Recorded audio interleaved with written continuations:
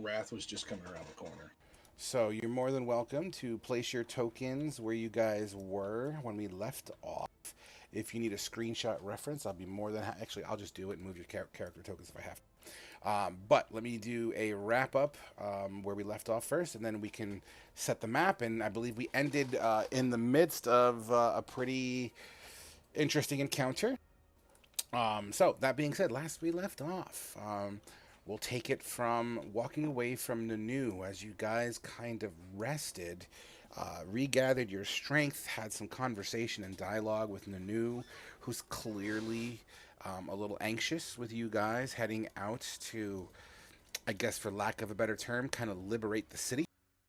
Um, as you make your way towards the expected, let's call it weak point or an access point that seemed to have been overlooked by the enemy, a sewer drain, a sewer drain that needed to be pulled open, actually. And upon kind of working with this sewer drain under the water, a skeletal snake tangled with you guys, which I believe you made very short work out of, actually, as you practically beat the shit out of it.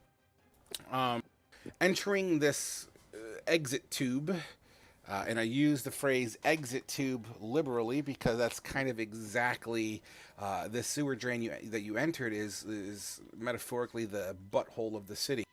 As you enter it, the residue of waste and just nastiness, it's awful. The aroma in here is rancid, smelly. The walls are definitely not hygienic at all.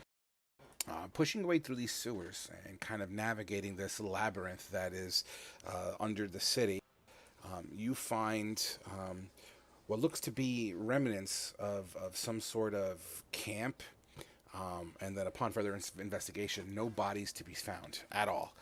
You see the remains of all that. Some bodies that you did find had more or less a feature of being dumped in gruesome ways, being killed. Um, and yeah, it came to a point where Anatanda himself felt like hulking out and bashed in a door which led into a very, very, very dark room, which is still very, very dark. Um, as combat became initiated, a couple of were rats engaged Anatanda on a 1v3, eventually leading to Anatanda being pulled off of the platform into the sewer water and submerged. All you guys saw, actually Ramil more than anyone, all Ramil saw before we ended session was Anatanda's bubbles coming out of the sewer drain. And that's where we start today's thing. Now, there is going to be a small delay while if you want to start moving tokens to where they need to be, I know Zarkul, please help me with that because I know that you have the screenshot. Yeah. I'll start updating the initiative, and then we'll go from there. It shouldn't The take only more one than that 2 I minutes. notice is Motete's past the second pipe. Everybody else seems to be where they were. Okay.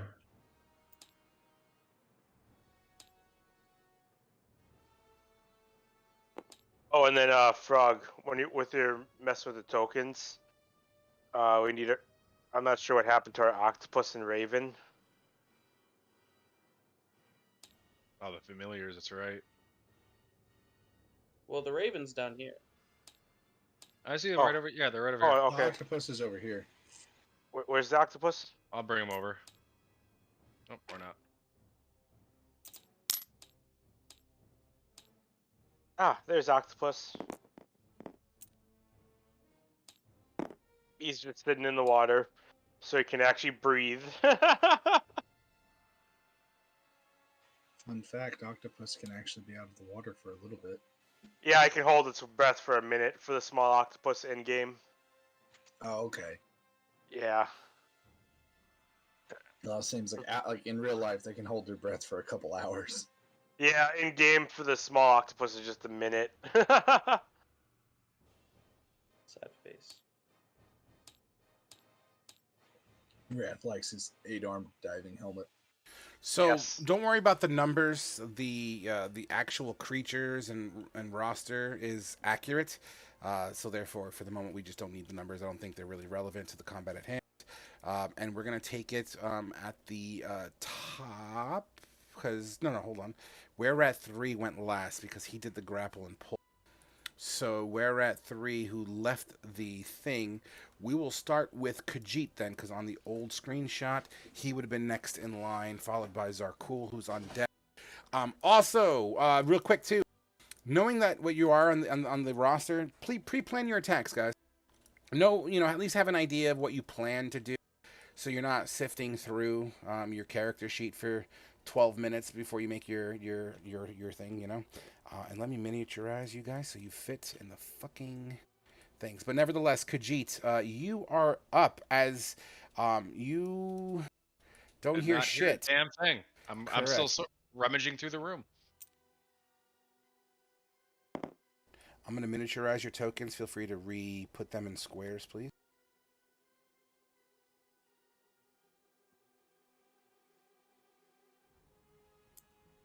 Okay. So, Khajiit, as you're still kind of foxing around inside the room, that takes us to Zarkul.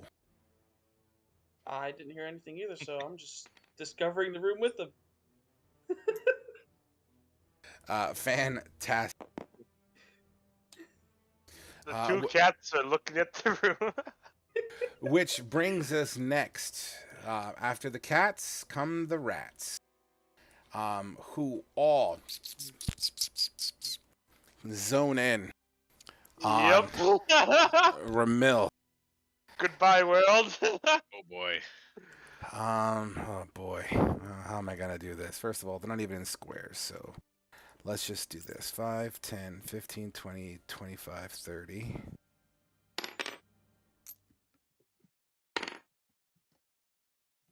And like we said before, for the sake of time, the rats are gonna just move at the same time. Makes sense.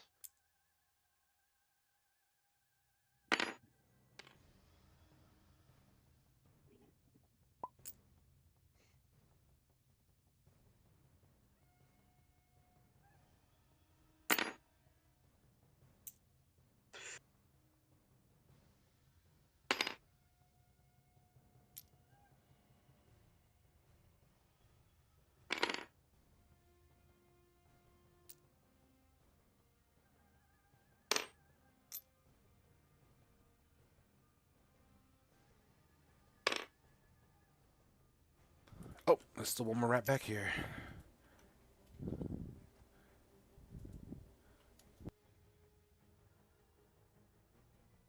Honestly, I thought that was going to be way worse. All right, as one of the rats, Ramil, comes up to your ankles, what you see as it kind of comes clear into view for you, these rats are, like their fur is very blotchy. They have bald spots in their blotchy appearance. Some of these bald spots feature these boils that are popped open and kind of oozing. They don't seem to be very healthy rats. Wonderful. As one of them attempts to bite at your ankle. And of course, first roll of fucking day at 22. Oh, I'll take it. Ugh, unfortunately. It gnaws into your ankle and your bare ankle under your robes as you feel this tooth, this large set of teeth, rather, kind of digging underneath your skin as it pierces. I need you to make me a Constitution saving throw. Nice. It tears away at some of your flesh as you begin to feel a little trickle of blood. Once again, 4 piercing damage. Which now takes us to were-rat number 1, who can be heard kind of talking in some sort of rat speak that is unbeknownst to you. This creature... Yeah, you know what? Fuck it. Let's have some fun. First off, this door has been blasted open, so let's just get rid of this to make it cleaner. So were-rat number 1 is going to charge over towards you, Ramil. Yep. It is going to With its short sword in one hand, take a swing at you.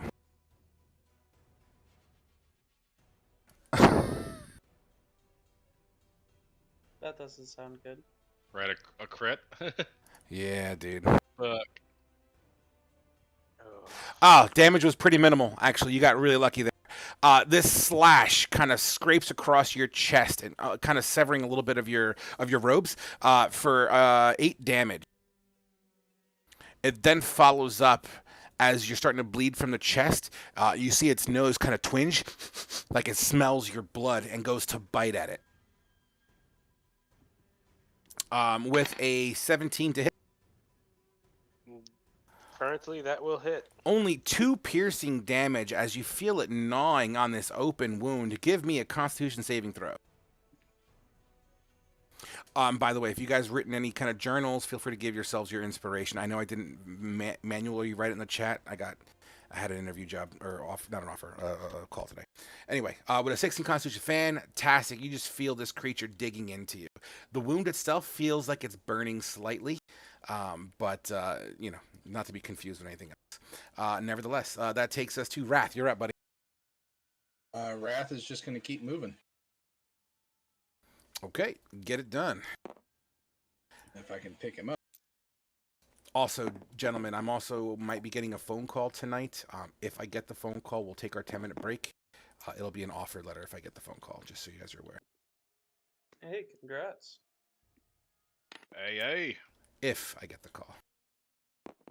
Well, let's hope you do. From right there, I can't see anything because it's No, downstairs, yeah, right? Unfortunately, it's a descend, yeah. Okay. Then I'm just going to use my action to dash. My Okay. octopus would be flailing in the water there. Probably a little bit distressed. Can I get to right there? I'll tell you what, I'll let you get right there if you can give me a DC 11 acrobatics or athletics checks to pull yourself up there. Okay. Because it is like a 10-foot wall thing. Look Natural at you. fucking 20. You're actually charging, dude, and you just kind of boom, boom, boing, fucking Mario jump, and you kind of use one of your hands to push yourself up, and you land on the edge. Absolutely wonderful. Awesome. Yeah, that'll be my turn. Get ready for those ones in combat now. You said that was your turn, right? Yeah, I'm just gonna be kind of standing here at the top of the stairs because you said it's pitch black. It is dark in here. I believe, Ramil, you have dark vision, right? Yep. All right, cool. Go ahead. Can't hear. Sorry, I have one of my lights in my hand. Would it be an action to toss it into the room? At the moment, yes. Yeah. Okay. But, I mean, you yourself, if you have a light in your hand, I'm cool with that. Just to toss it would take some extra time. Okay, would that be like half my movement or something? Or would that be like an actual action? No, you used your full movement already. So I'm going to say that you already had your lights activated, but to throw them will take your action. Okay, that was my question. Yeah. So next turn type deal. Sure. And would that be your turn? Yeah, that'll be it.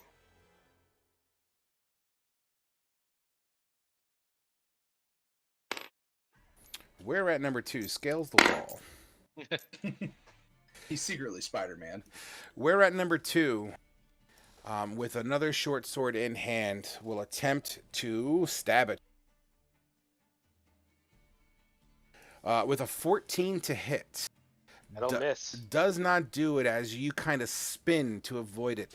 It clinks into the wall behind you. Smelling your blood on your chest once again. It kind of goes and bites. Also missing as you're fucking like Capoeira right now. You know, you spin and you lean back and you're kind of just naturally dodging with like this wonderful movement as if you're dancing. And that would be, that would be his turn. So Ramil, you're up, buddy. Okay, I'm gonna start my blade song because that got a little bit too close.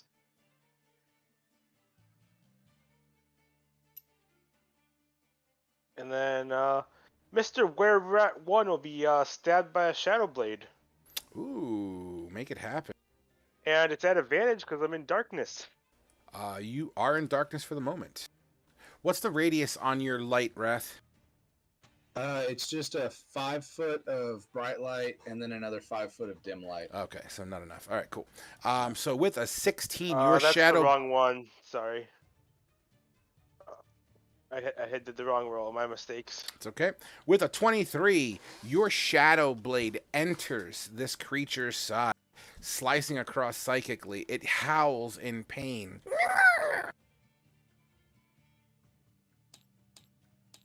And yeah, that's gonna be my turn for now. Fantastic. Next up, we have Motete. All right. I'm going to send in my raven. It's going to like hover 15 feet in the air, the 15-foot cone of the breath that I cast Dragon's Breath on.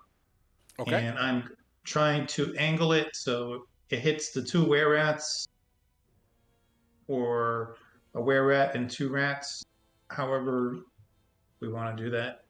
Well, I mean, the Raven has range, so I mean, I could see you. You're basically using your max range, breathing vertically down. I'm guessing. Yeah. And it's a 15-foot cone. So let's say hypothetically you'd have to be in this square right here. So your Raven would come in, fly around, and breathe down. Is that where we're heading now? Sure. So let's just reasonably say you're able to hit. I'll give you were rat 1, were rat 2, giant rat, and giant rat here. Okay. All right. So it's Roll what is it? A damage. dex? Yeah. All right. Let's do little rats first.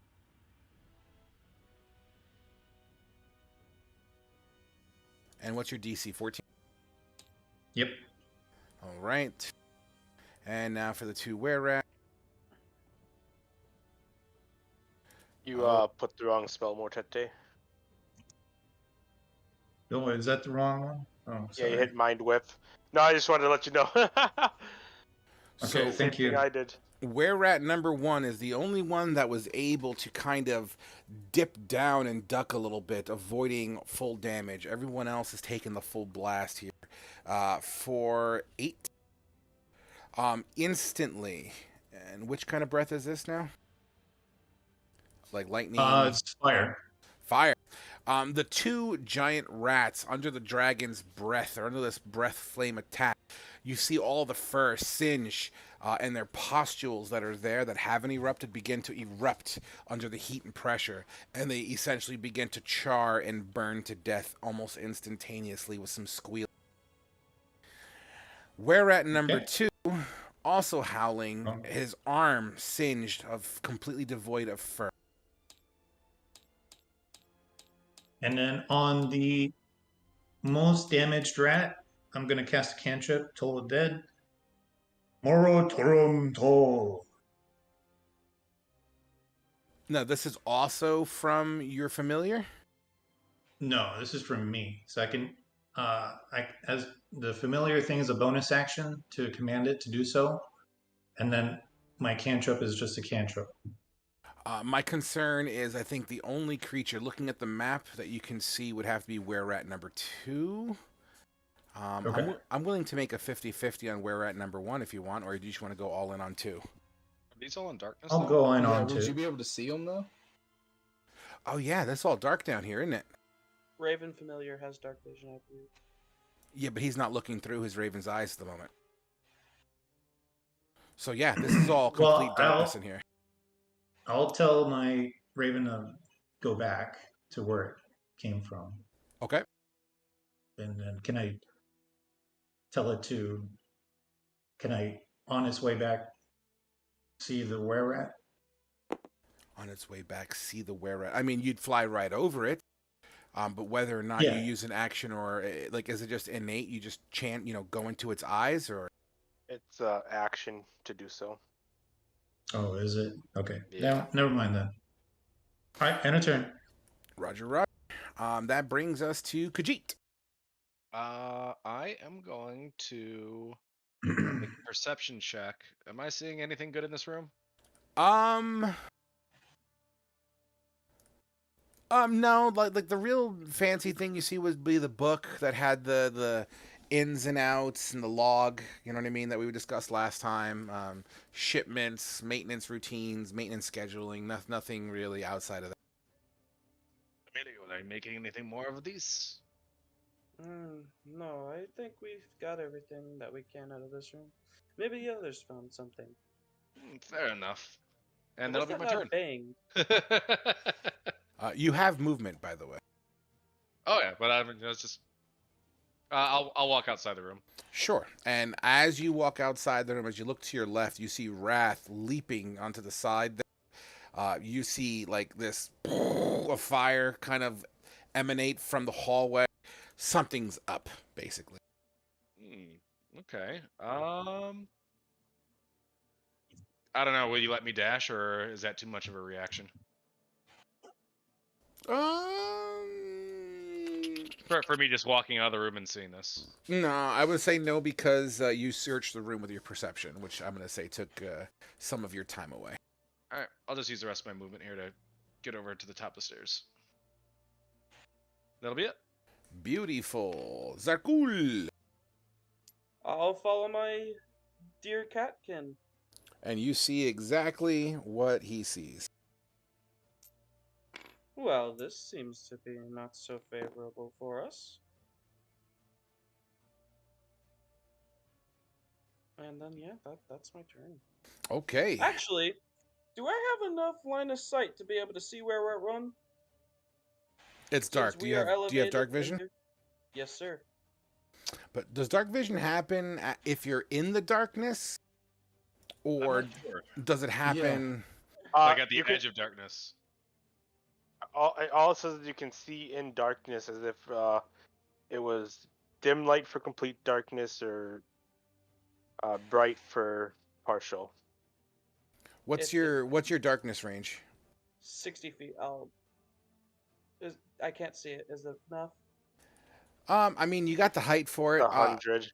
I would say if you see it, it's literally going to be faint as shit. I'll give you that much. Okay. Yeah, I can't see it. It's too far for my dark range. I only have 60 feet. So no, I cannot see it. Alrighty, Well, alrighty. I just know there's fighting going on. I end my turn there. Which takes us to a bunch of rats. Yay. As rats kind of... This one's going to zoom past. That's 15 and another 15. Wait, hold on. 1, 2, 3. That's 15. Wait, 1, 2. Frog. 1 second, please. 15. 1, 2, 3. I rolled my concentration and I ended up dropping my spell. I forgot to do that for the 2 damage I took. All right, which spell was this? The Shadow Blade. Gotcha. Bummer.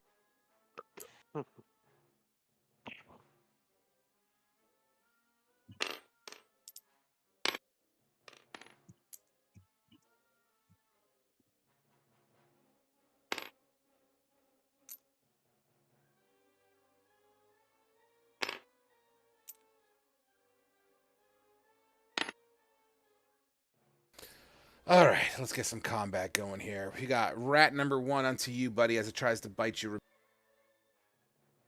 Sounds good. Wow, my fucking dice today. 22. I'm gonna shield. Absolutely. As this creature tries to bite around your ankle, this in like semi-translucent force field prevents, like, the tooth cracks into the force field, but it stops the rest of the pressure of the bite. And it doesn't contact your skin. However, the other rat next to Wrath will also try to take a bite. A 16 doesn't do it, as it bites onto your metallic frame, it's just kind of like chewing on your metallic frame. You don't feel shit. You just feel clink, clink, clink, clink, clink, clink, clink as it's trying to bite on you. That takes care of the rats. That brings us to were-rat number 1, who, half singed, is not cool with it. Ramil, give me an athletics or acrobatics check as this were-rat tries to grab you. Okay, I have advantage because of Blade Song. Okay. With So a 12, does not beat my 18, as this were-rat puts its arms around you kind of in a bear hug formation.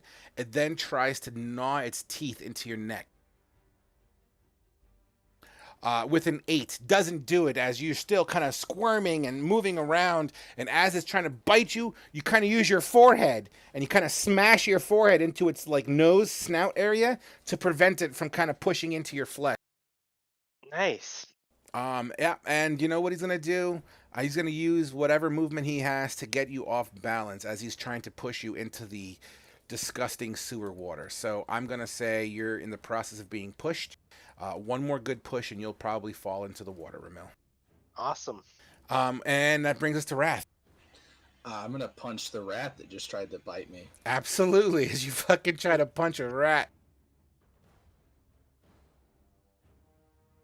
Oh Does yeah. an 18 hit? Oh yeah, yeah. You know what? Why don't you tell me how you kill the fucking thing? Rat is gonna see the rather large rodent trying to bite his leg, and he's straight up just gonna punt it up in the air. And as it gets about chest level, he just slams into it with the thunder gauntlet, and it just goes flying across the room. As it flies under the force of the thunder and force damage that you exude onto this fairly soft creature, it shreds as if it's been hit nearby grenade, and it kind of leaves this trail of residue as it flies through the air, smacking into the ground. Would that be your turn? I still have movement and everything, so I'm going to just move down. Fantastic. That's okay. You could, yeah, there you go. It's better if you look bird's eye view. I'm trying to figure. That's what I'm trying to get right there. And then, yeah, that'll be my action for now. Okay. I'm just gonna tell Ramil to run. Cause I'm right. Oh, he's grappled. Never mind. Yeah. Absolutely. Oh boy. How does that work? I'm talking to myself, sorry. You know what? We'll deal with that later. Wrath. Were-rat number 2, who's now in light, by the way, because you have your little coin lit up, right? Yep. Yeah, it's in my hand. Yep. So as that is going on, Were-rat number 2 is going to attempt to short sword. Okay. With a 21 to hit. Just barely hits. 8 piercing damage kind of finds a chink in your breastplate and slides, severing some of your connections underneath your plate. It then notices this weak spot, and he's going to try to bite at it, apparently. Okay. It doesn't quite do it, as a 19 is not enough. The chink in your breastplate that was a hole was only wide enough for a blade, and it can't seem to get its teeth in that little mechanism there. You know, he's going to fucking stay and take it like a champ. So you said it was 8 points of damage, correct? 8 piercing, correct. Okay, so my 4 are gone and then 4 more. Roger, roger. Which takes us now to Ramil, who, once again, Ramil, you're flavor-wise, you're dangling on the edge, a little off balance, about to be pushed into some shitty water. Okay, well, let's see if I can get him off balance. Sure, if you could break the grapple. Or you're going to move with him? Nope. Oh, shit. Face step. Fuck. Oof. Wow. Okay, pause. I love what you just did there. Now, how far away is your 30 feet. Your dark vision's 30 feet? Oh, no, my dark vision's 60. Okay. Shit. You know what I'm going to do? 1 second. Dexterity. As you poof, this were-rat who's like literally mid-push on you. Question. Nice. Would I get an opportunity attack if he left my combat range Nah, from him falling? Not from there. I see what you're saying there, but nah. Aw. Yeah, sorry, but And then as action, I'm going to firebolt Were-rat 2 from up here. Firebolt, where we're at 2. Okay, firebolt away. Boom! And holy fuck. You hit for 9 fire damage right in the square in the middle of this creature's back as it's currently facing off against Rat. Fire. And then I'm out. Yep. You hear as you see flame begin to kind of engulf around his articles of clothing. This creature's hurt pretty bad. Which takes us now to Motete. Okay. I'll direct my raven to. I'm going to try to hit these two, the were rat and the rat. And Spiritus Draconis Igni.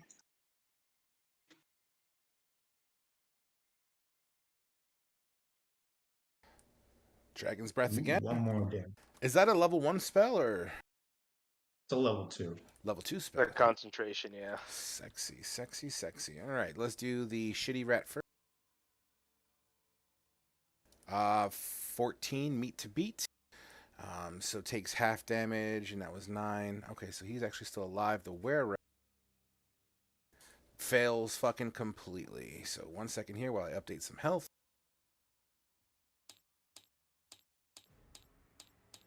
And then I'll tell him to pull back once again.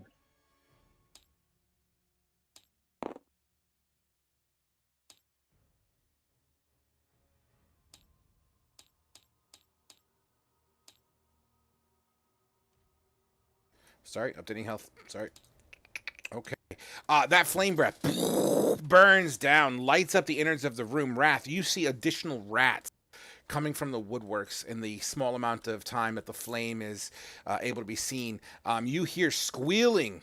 The rat, both rats actually, the were rat and the regular rat, their fur has been basically completely singed off. That smell adding to the already disgusting smell down here as burnt hair just emanates across the area. Good thing I can't smell. Fantastic. Which takes us to Khajiit. Oh, I'm sorry. I'm assuming Motete, you're done? Yep, I moved him a little bit closer, and that was it. Beautiful. Khajiit, you're up. Seeing as we can see all the stuff now, I will. Feline agility. Nope, just action dash. With climbing speed, I should be able to get over here, right? 100%, 100%. Let's just knock off like an extra 5 to 10 feet of your movement to climb up. All right, so I'll be like right here at the top. If I can get my guy to. All right, and I will. I have no idea what their resistances are, so I am going to take out a longbow and shoot at this guy. Do it. 19. A 19 on the were rat as your arrow sinks in completely. Jesus Christ. 17 damage. Your arrow hits this creature square in the heart. It grabs at the arrow and begins to kind of pull it out. As it looks up at you with the arrow in its hand, the arrow dripping this darker kind of blood, licks the arrowhead, falls to one knee, and then falls to his face, not moving anymore. Fuck you, asshole. Zarkul. Oh, I'm sorry, Khajiit, was that your turn?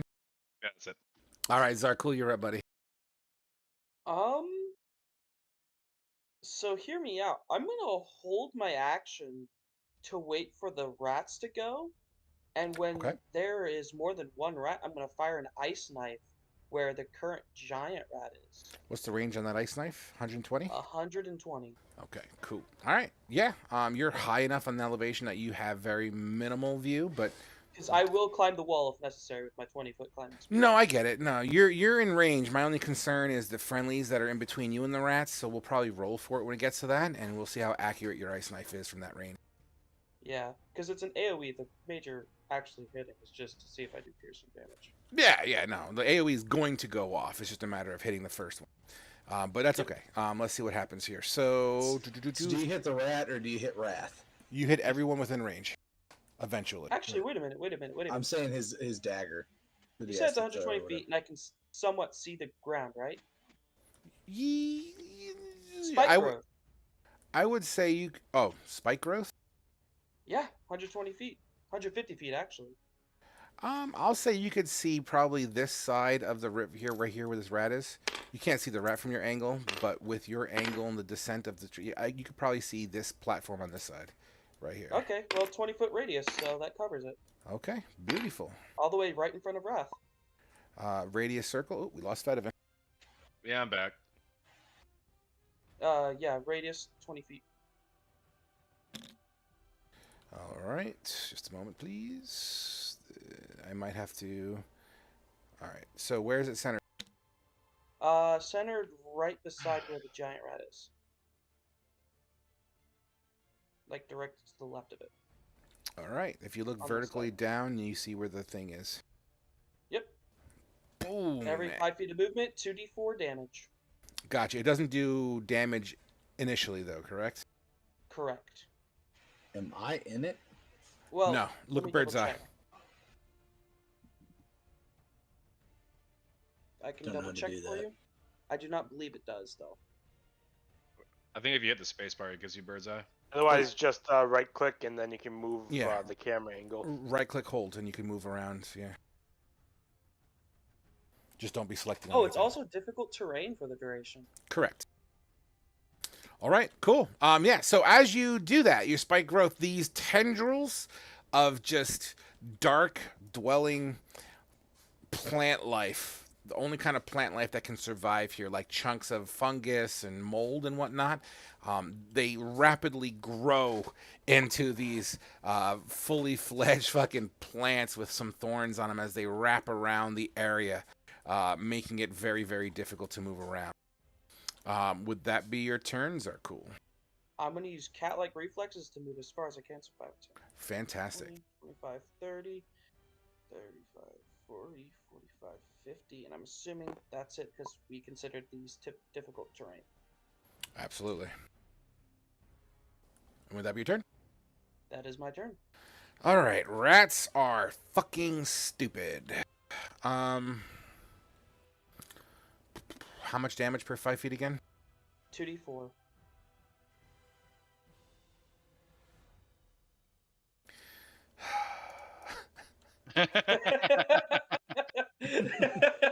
The sigh of defeat. You know, if these rats didn't have a 2 intelligence, I'd be inclined to have them stay put, but Where rat was it is what it is. I'll tell you what, why don't you roll me 3 or 2?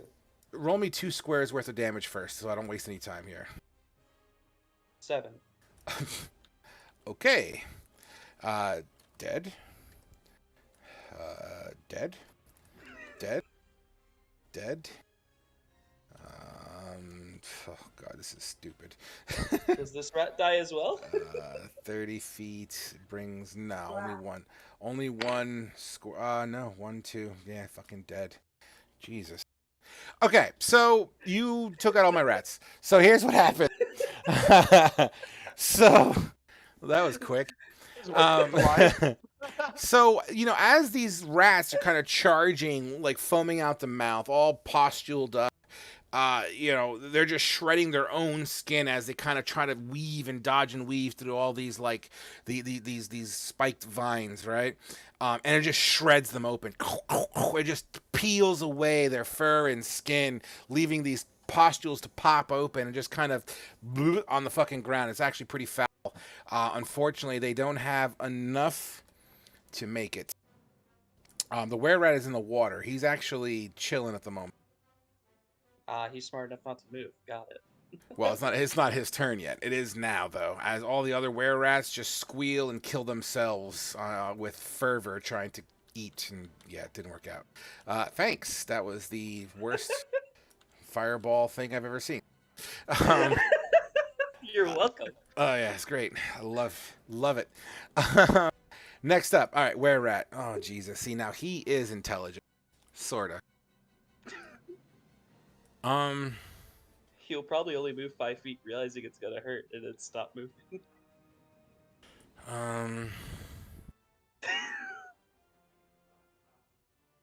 Noticing what's happening, he's going to bloop bloop under the wall, and you don't see him at the moment. So I'm going to put him right over here. It is now Wrath's turn. And I can't move through the spike growth because I've seen Zarkul cast it before. Um, yeah, I guess I'm just gonna stand there and holler at Zarkul to drop it. And you can do that as a free action if you wish, Zarkul. It's up to you. Are you sure everything's dead? I can't move.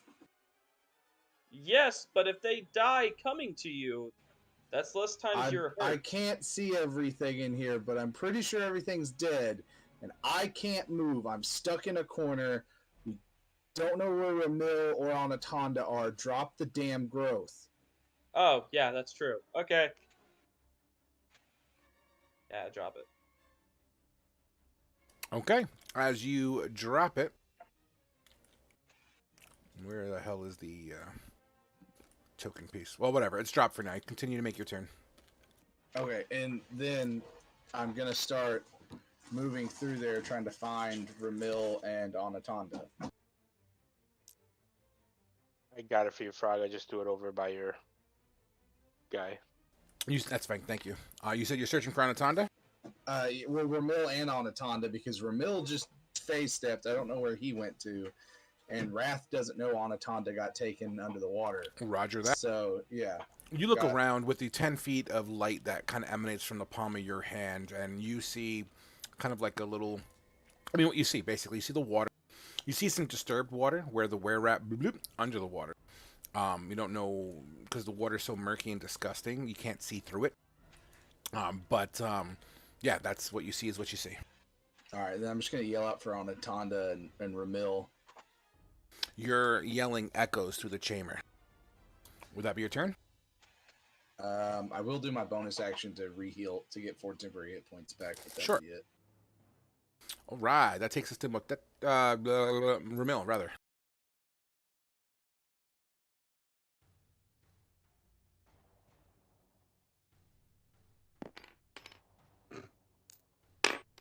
Just enough to make it to the bottom of the stairs, and not knowing where that rat went.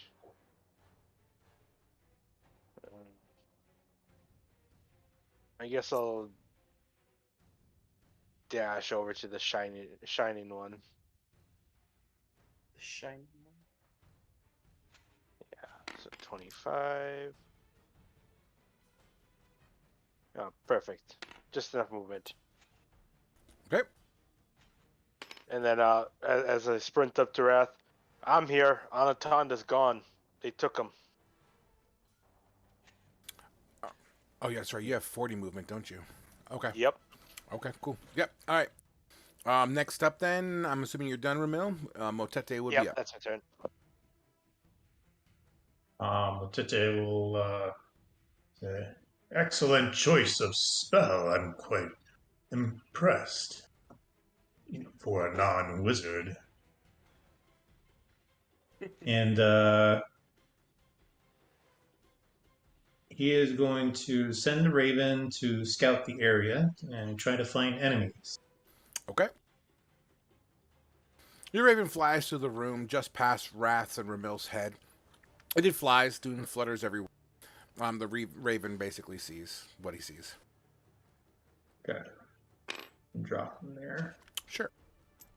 And then I'm going to move 30 feet here. And a turn. Okay. All right, Khajiit, you're...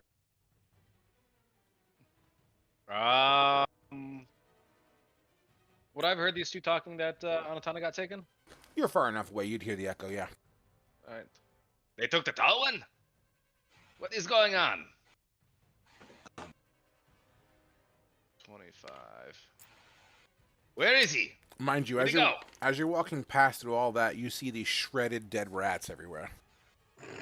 Disgusting. Who did this? I didn't see who casted it. Which way did tall one go? That'll be my turn. All right, which takes us now to Zarkul again. Wizards have their fireballs. Druids have their spikes. 30, 35, 40, 45, 50, 60. I say. By the keep way, shooting when you can. Zarkul and Wrath, they're just showing up as like squares to me. Yeah, it happens sometimes You might have to when they eventually restart your program. tabletop. Yeah, but Okay. that happens from time to time. Could I turn caching off so you're downloading it directly through the cloud versus through my systems? It's just the way they have it set up for the assets. But yeah, it glitches out from time to time. Nevertheless, I assume you're done there, Zarkul. Yes, sir. All right, so we're just going to skip right to the fun part.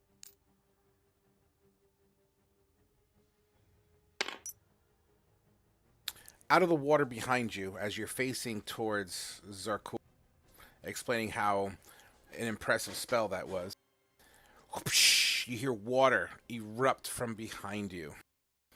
Jumping out of the water, this were-rat with a short sword in hand. A 16 to hit. I'm assuming On that me? hit. Yeah. Yeah. The blade itself pierces into your back shoulder blade for 4 piercing damage. On its descent down, i.e., gravity's kicking in, it attempts to bite you on your neck. With a 16 to hit, as this bite for 5 piercing, and I see you already did your con save, so you're good to go. It kind of digs into your back, and he's kind of on the lip of the edge here, kind of just gnawing at your neck. Wrath, you're up. I'm going to drop my coin, and I'm going to try and run and tackle this were-rat. Sure. And Rat's going to drop his shield, and you see both arms now start kind of crackling with energy.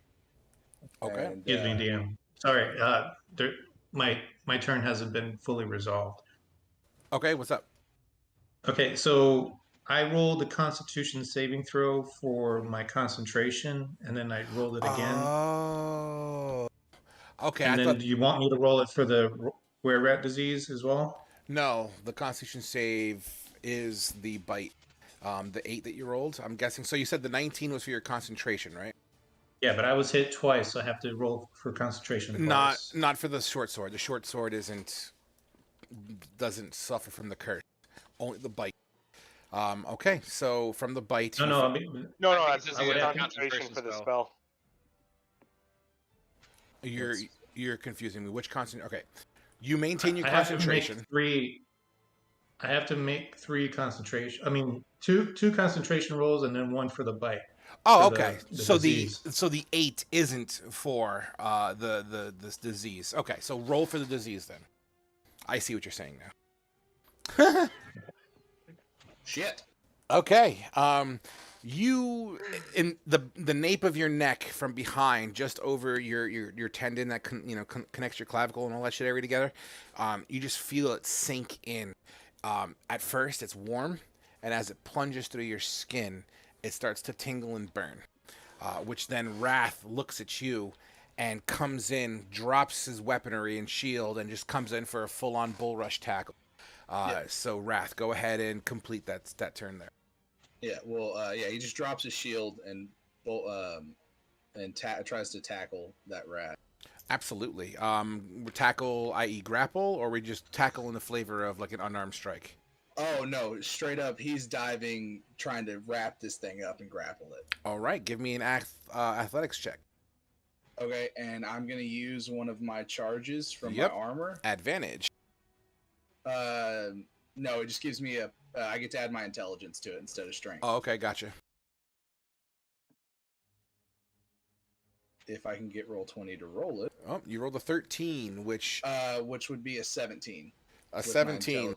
You would have beat it with a 13. So, as you go ahead, tell me, how do you bull rush this thing? Are you going to continue to push it through? No, Wrath, seeing it attack and finding out that his friend Anatonda is missing, is gonna have a little bit of.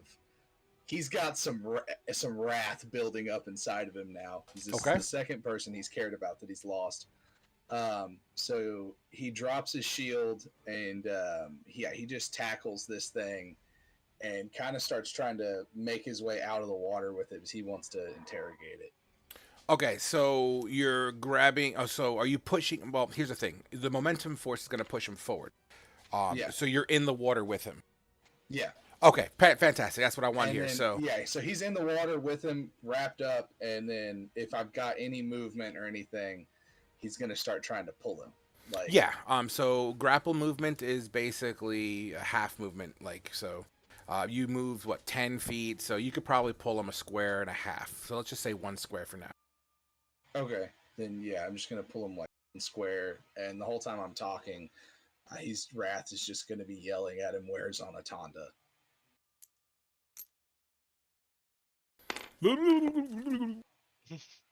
Oh, I assumed I could like hold him above water. Yeah, that's fine. I mean, it's Okay. deeper water, but you know, it's okay. I got what you're saying. But yeah, so you go ahead and do that. Yeah, so how high is the water on Wrath? Because Wrath is over 6 feet tall. Let's say nipples. Okay. Okay. But as you submerge yourself temporarily with the tackle and you kind of regain your footing and stand up, you're gonna have just residue kind of just stuck to your shoulders and whatnot. Yeah, Wrath doesn't care. He's figured. He's embraced his murderous robot design Ramil, thing right now. you're up, buddy. As I'm trying to catch my breath, the rats took him under that water there. I don't know where he went after that. He just charged in. We're waiting for you guys, but he just charged right in. And I'm gonna hold firebolt in case another rat pops up. Okay. That takes us to Motete. I am going to cast Ray of Sickness on the were-rat. Okay.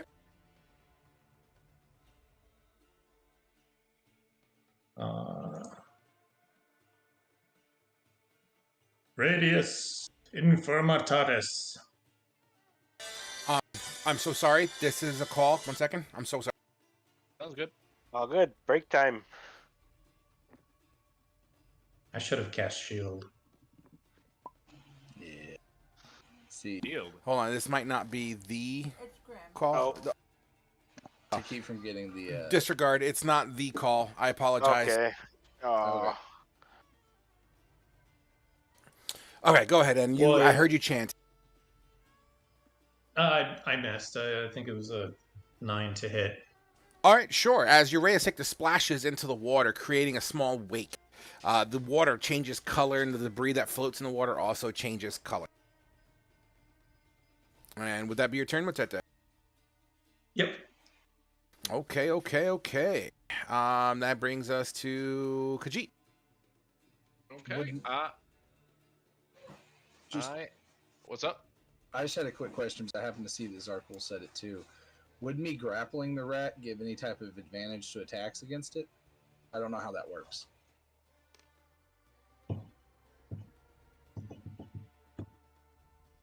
I've always been told grapples give advantage on it. I mean, for melee, absolutely. I'm not sure if it happens for range attack, but Okay, I wasn't. we'll figure it out. We'll move on for now. Okay. And the battle's almost over anyway. All right. Well, I have my noose, snare, rope trap thing. I want to throw the noose around that rat's neck and pull him out of the water. Ooh, absolutely. You will have to make a range attack to get that to go. Would that be counted as like a simple weapon? Yeah, why not? Just use your dex modifier on it. Okay. And you said this is a rope attack? Oh God. Would I have advantage because he's grappled? Just joking. It's I basically made like a noose snare trap with my rope that I was gonna throw over his neck and just pull him out with the rope. Like a lasso. Yeah, kind of like a lasso. Got you. Unfortunately, didn't quite work out the way you were hoping. As you know, as Wrath is kind of yanking and pulling this creature around, it's kind of squirming a bit, and unfortunately does not do it. By the way, it does not. According to this, it says the grappled is only speed becomes 0. The conditions ends if the grappler is incapacitated. Condition also ends if the effect removes the grapple from the creature, blah, blah, blah, such as when the creature is hurled away. So it doesn't say anything about advantage or disadvantage. Okay. Think of restrained. Restrained. That's what it is. So question, Frog, since I have Thieves' Hand, I can use items of my bonus action. Can I reuse that rope again to throw it on him again? Sure, that sounds cool to me. All right. One of the perks of being who you are. Nope. You twice. In fact, you fished out this chunky, wet clothing with papers inside of it. As you pull it up, it kind of drips down onto the ground in front of you. She hates the fucking sewers. But that, Zarkul, you're up. Kill or no kill? Wrath is still asking it, like, where's Anatonda? So, Again, I'm asking Wrath, kill or no kill? I have questions. Okay. I hold Guiding Bolt, and if it doesn't answer his questions, I'm going to shoot it. Whenever Absolutely. he gives me permission. So, is anyone intending on killing this thing before I continue? I mean, Wrath will kill him eventually, but he's going to ask him questions first. So, is everyone willingly going to hold action while Wrath speaks what it's speaking? Yes. Yes. Yeah. Okay. Okay, cool. So here's what's going to happen. First, the Were-Rat's going to give one opportunity to break this for grapple. So go ahead and give me your grapple check again. And I'll be using another charge for my armor, so I'll have one charge left. Yeah, dude. I rolled a 2. It's you I rolled a 17 again. Yeah. It's okay. So he's definitely squirming at this point. He's weakened. He's chilling. You pull him through the water. Are you pulling him to dry land eventually, or? I'm tall enough. No, I'm just gonna hold him by the throat above the water, and they see Rat's eyes still just glowing that crimson red like they always do as he's choking this rat and asking it where he took his friend. Like, where is Anatonda? Where's my friend? It looks at you in panic and kind of speaks like this.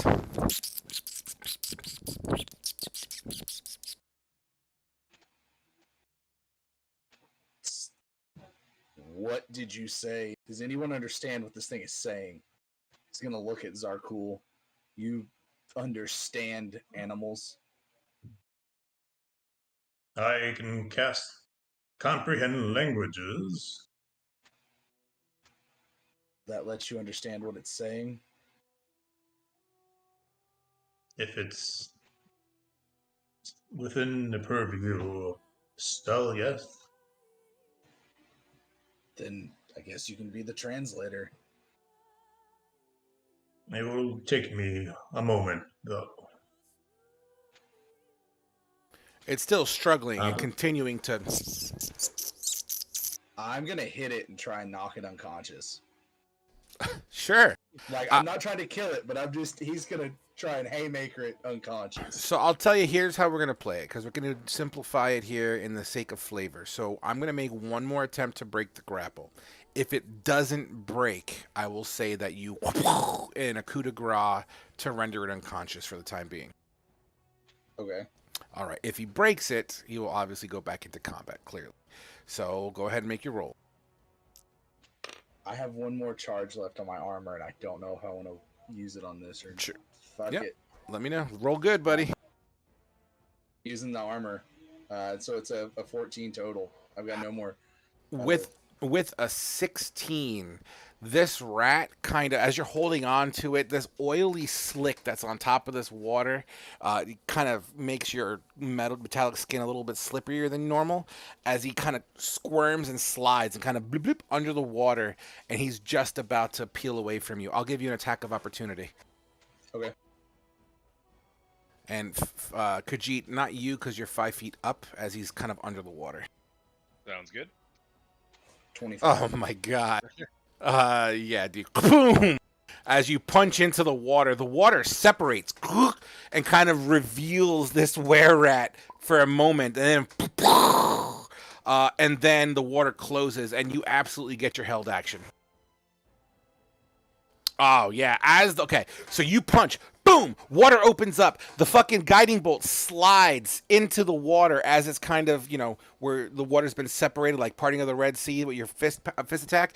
Boom! And it slams right into this creature. Only for 5 damage though. Damn. Oh no, that's No, fucking Kavul. Oh, this creature, as the water closes in on itself under its normal properties of water, your guiding bolt kind of it blew a hole in the back of this creature, and then the water kind of just closes it up, and all you see is this were-rat begin to float to the surface. Slowly, this were-rat begins to morph into a human, naked and tattered, with a big hole in its back. It's dead. I assume the human's dead. Oh yeah, Right. dude, this thing got fucked up, man. Motete is going to try to per- do his best.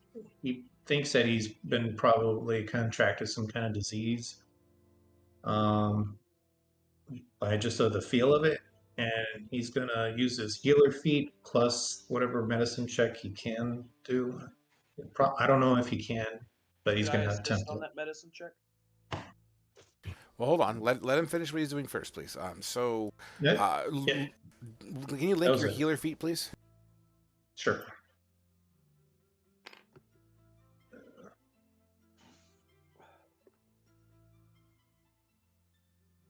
All right. So you mend wounds quickly, yada yada yada. When you heal your skin, stabilize dying creature, yada yada yada. Has an access failure. It doesn't say anything about disease here. I know. That's what I said. I was doing two things. I was doing the healer feat to heal myself, and then trying to do the medicine check, which is separate. Okay. So the medicine check is to verify if you've contracted anything. Well, if you try to suck the poison out of from a snake bite or something, Sure, I sure, don't sure. know. So, yeah, go ahead and roll your. So you could definitely use the medicine check and the healer feat. That's fine. So gain your health first. Get that done first. And then with a 10, actually in 17, because he did say he was gonna try to give you the assist. So as Zarkul is also kind of peeling back your robes a little bit, and kind of observing what's going on, the outside rim of the wound seems slightly discolored, and kind of like the purple vein kind of situation seems to kind of have a ring around that wound. I mean, that's all that you see there. You're welcome to try anything you want in the flavor context. Go ahead and if you wish to try something, I'm cool with Um, I think he's going to um, maybe light a torch and try to cauterize the wound, and like basically burn all that area, uh, so it can't spread. He's it. just Sure. gonna cook his meat. Absolutely. Why don't you roll me? Give me a D4. Okay.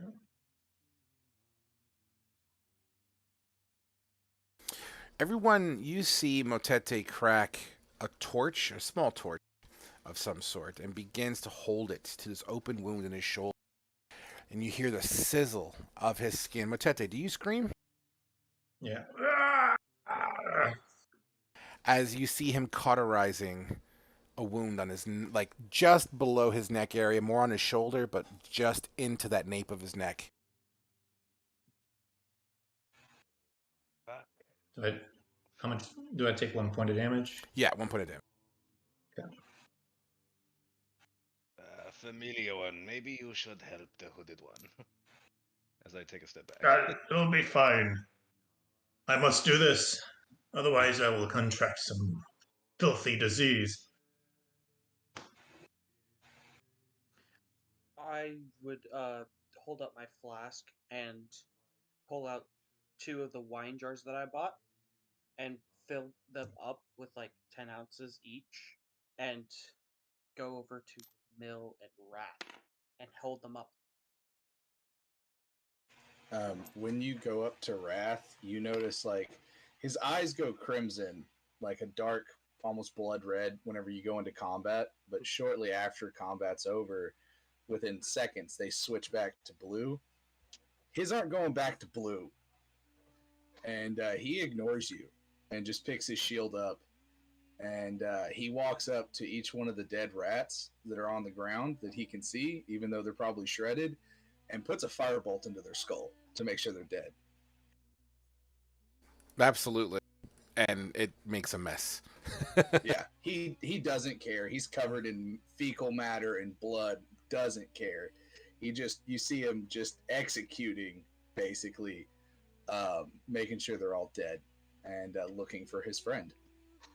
Ramil will gratefully take the bottle and down it all in one go. Annoying one. So what happened to the tall one? Where did he go? He went underwater, right there, right where you're standing.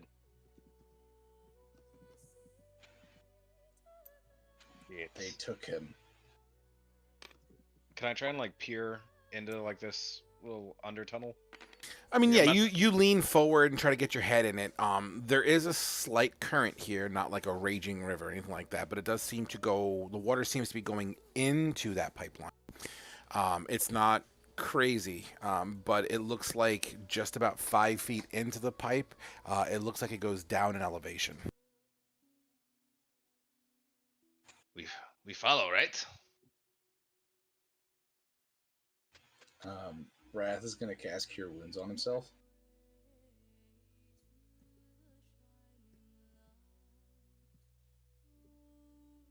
We follow, right? Of course.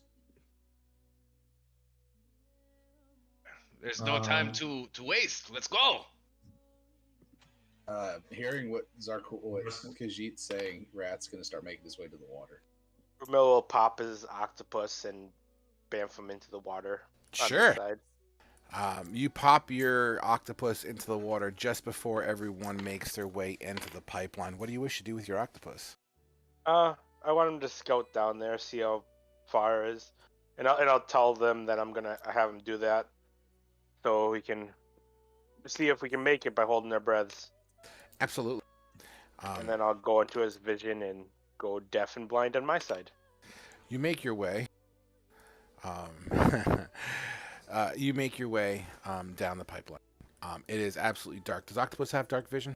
Yes. All right, cool. Your octopus makes your way down there. The pipe goes down and down and down and down, and then a fork in the road. You go left or right? Left. Why not? You go left, and it goes down another 30 or so, and there's another fork in the road. Left or right? Left again. You go left again, and it goes about 60 to 70 feet around, and there's another fork in the road. This is all underwater. I have it come back. Okay. And then I'll pop out of my vision and tell him, I don't think we're finding him that way. It's all underwater and lots of turns here and there. Would be looking for ages and might not be able to breathe. This one does not require to breathe. And, like, yeah. But yeah, look what happened last time we divided. We lost Anatanda just now. I hate to say this, but are we sure Anatanda's still alive? Because judging by what Ramil just said, he might have drowned. So we just give up? We are not giving up on Anatanda. We finish our mission. I'm not saying we give if up. He's alive. We will come back and find him. Because There may be other ways in or on the surface. Khajiit's going to look around for a door. We find Anatanda and I kill all of them. And Wrath climbs out the wall. We're not going to forget about him. We just may have to find a different way in. If we succeed in our mission, then we can look to the people in the town to help us find him. And they might be able to find some sort of schematic of the tunnels. Wrath, we will not give up on him. He's part of our family. of whatever the hell kind of family we are. As of right now, we would be going in blindly.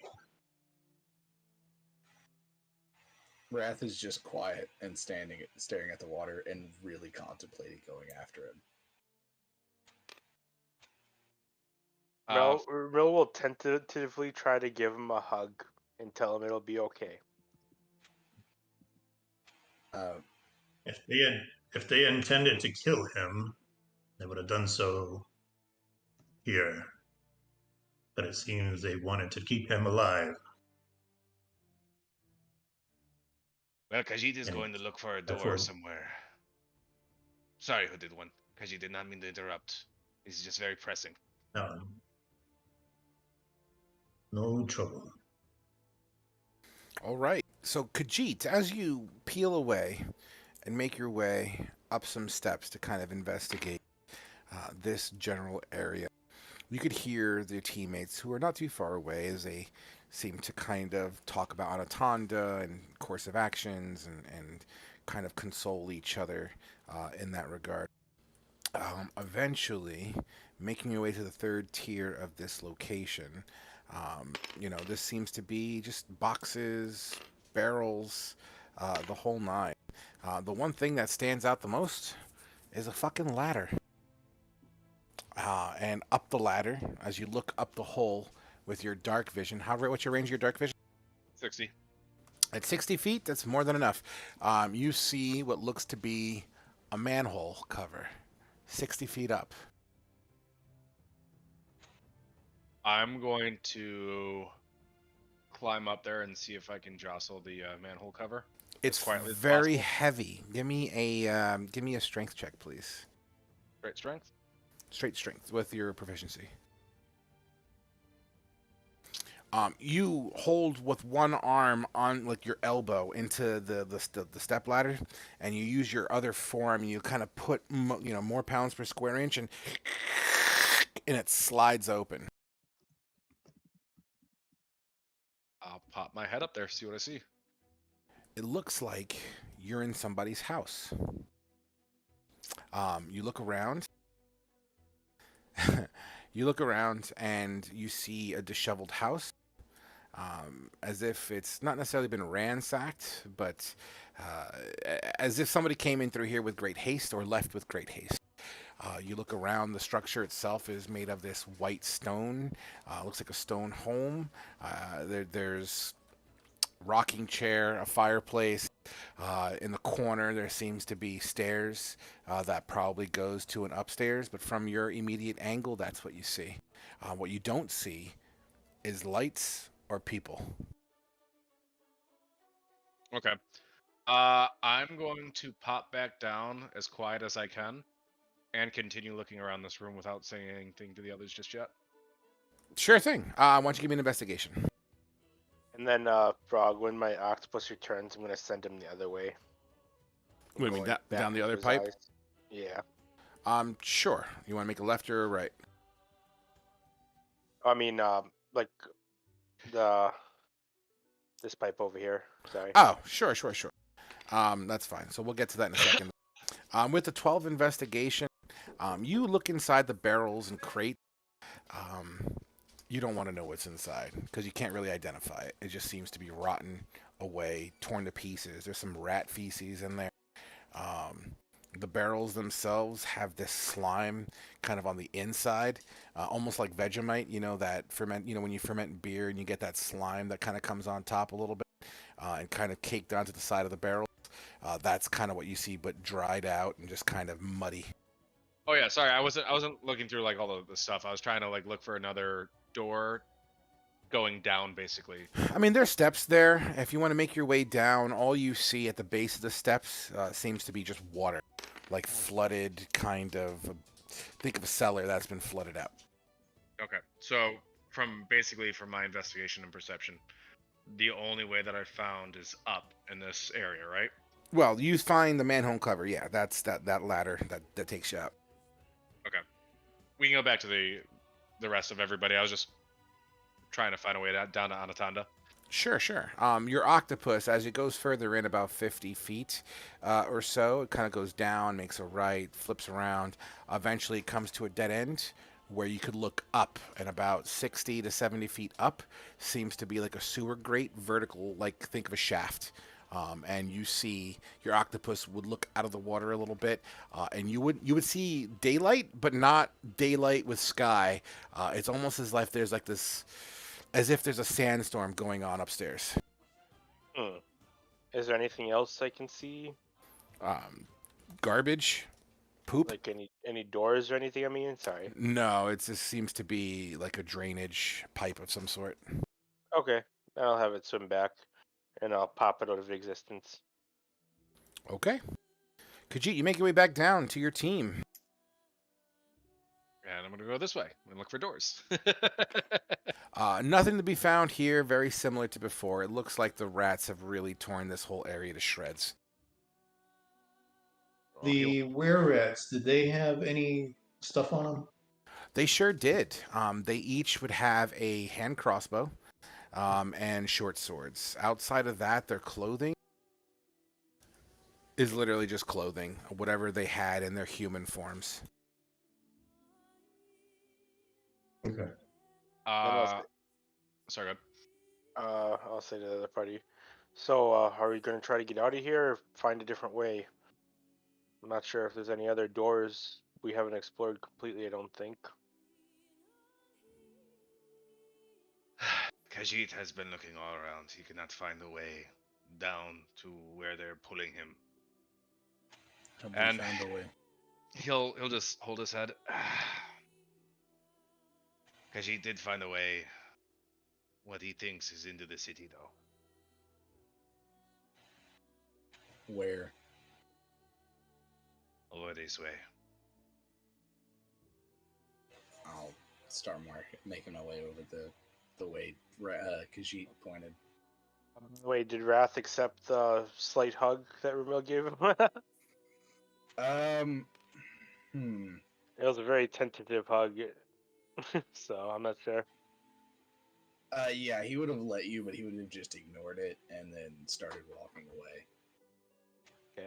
I just wanted to check. Yeah, Wrath is he's going back and he's on autopilot right now. He's just ready to kill things.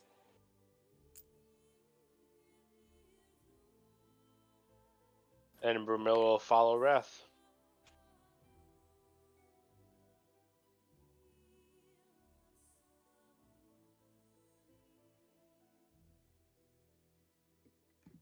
All right, you make your way to the ladder. As you ascend, you make yourself into like I said, kind of a home. It seems to be abandoned. It seems to be quiet at first, but as you pull yourself more into it, you could hear the slight sound of a almost like a perpetual wind, but not a very, very strong wind, just a little. This house itself is also slightly drafty, and there's no firelight, there's no torchlight, there's no candlelight. The only light that you can see would be this brownish sand-colored light, or at least light that reflects in that kind of has the tint of the color of sand. Think of a cloudy day, except if the clouds were made of fucking sand. Before we climbed up the ladder, Wrath would turn to the rest of the party and just tell them to wait and that he would go first. Okay. Just to kind of check and make sure the coast is clear. Like he's not one to lose anybody else. Sure. All right. So you're the first one in, and as I explained, that's what you see. He's just going to kind of look around real quick and make sure like there's no one or anything there. And then, yeah, he'll stick his head back down into the hole and tell everybody to come up. Okay. That is sounds assuming they cool. listen to him. I mean, y'all are free to do whatever you want. But I would have climbed up the wall 10 feet below you.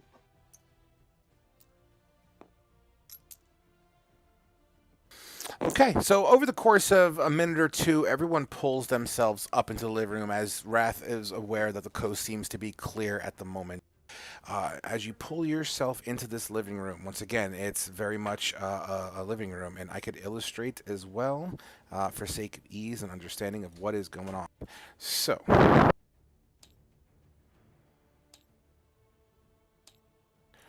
generally speaking, you have yourself a living room. All right. So the manhole cover is roughly about here. In this section here is where the stairs are. That generally goes upstairs. You have what looks to be like a table, which on top of it, it seems to be silverware that's kind of disheveled and pushed around. Some linens and cloth, maybe like a tablecloth or something, like folded and wrapped, hanging off the side. In this corner here, like a little kitchenette area, or at least where food would likely be prepared. You have a front door, roughly around here. There will be windows. Glass windows. The glass in this world is not like glass you all know and love today. It's very crude glass. It is able to be seen through, but it's kind of an obscured vision. Think of old glass in that kind of situation here. And then, over here seems to be like a community area, maybe a rocking chair, a table with some parchments on it. Things of that nature. So generally speaking, that's kind of the setting you're in at the moment. Wrath is going to head upstairs. Absolutely. Yes, opaque glass. You head upstairs.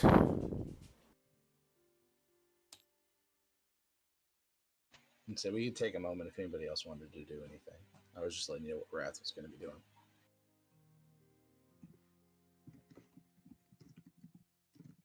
Go upstairs too. I'll be peering out the window, see if I can get a lay of the land.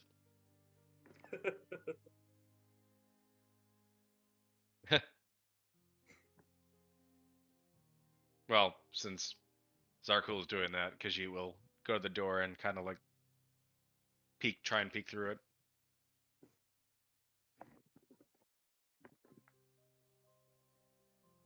Okay.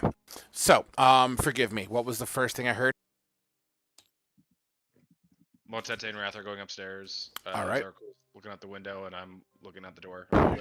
Sure thing. So, we'll do downstairs first, as those two begin to make their way up the stairs. The stairs themselves are wooden, although the walls of this structure seems to be made of like a white rock, or a much whiter rock than your standard rock. Khajiit, as you make your way to the window, you said, correct? Zarkul's the window. I'm going the door.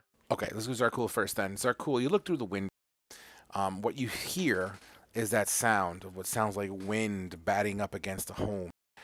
Occasionally, you hear scratching across the window, as if someone's throwing handfuls of sand on the window.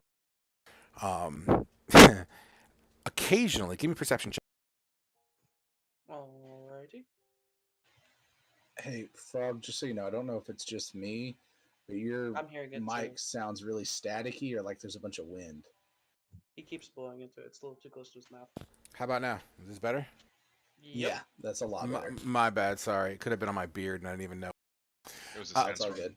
It was a sandstorm, exactly. I was trying to go for the effect. Immersion. It was making my tinnitus act up. It wasn't So with a 16, Khajiit, you swear you see kind of the outline of something moving maybe 30, 40 feet away from the window, away from you. Or fucking, not Khajiit, Zakul. I wasn't going to correct you. Yeah, fucking long day. Give me a fucking break. I'm just being an ass. One of the cat people.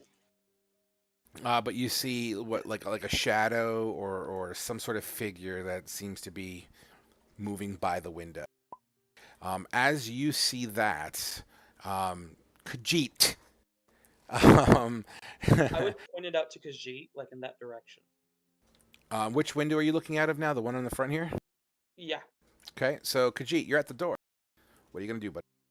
I'm just going to like crack it open the slightest bit just to see if I can look outside and see anything. Roll me a stealth check, please.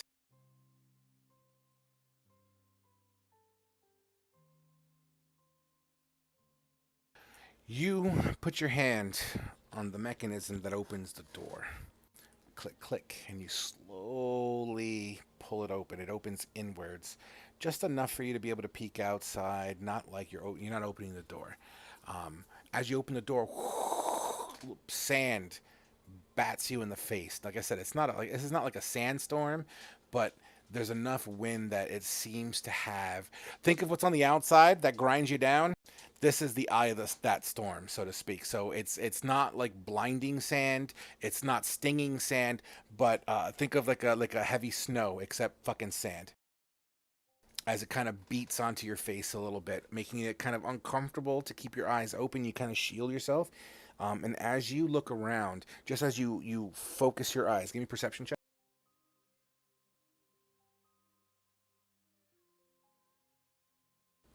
You definitely saw something just wrap around a corner. Not clear enough in the time you had to focus on it with the sand going in your eye, but there was definitely something that just went that way and around the corner. Did it look humanoid or creature, or can I tell? It happened too fast. It looked like it stood upright, but that's the best I'm going to give you. Okay. I'll close the door. Okay. I know those two are going upstairs. Ramil, you there? Yeah. What are you doing this whole time? I'd just be upstairs, probably just looking outside. Okay, But, so you went like, upstairs with... like daydreaming. Okay, Ramil, you follow Motete and Wrath upstairs. So, who was the first one to go upstairs? Wrath? Wrath was, yeah. Wrath, it's a very simple, structured home. To your left shoulder, you see 2 glass windows and then 2 doorways as you seem to be in some sort of elongated hallway. I'm going to go up to the first door. Is it shut? It's not shut all the way. It looks like the door was just left open, but it's like cracked. Wrath is going to straight up kick it open and go inside. Kaboom! As your foot slams into the door, making this loud, ruckus sound. As it's, give me a strength check. Let's see how hard you hit this fucking thing. Athletics or just straight strength? Let's go with straight strength. 13. Kaboom! The door flips open and slams flush against the wall that it's attached to as it swings all the way open. The wind of the door blows some papers and parchments kind of across the room a little bit. This room is very much disheveled. It's a master bedroom, it seems. It has like a larger twin-size bed, headboard, nightstand, some pictures. It looks to be of a family. Call it generic human family number 1. It's a home. It's got bedroom items in it. He just does a quick look around.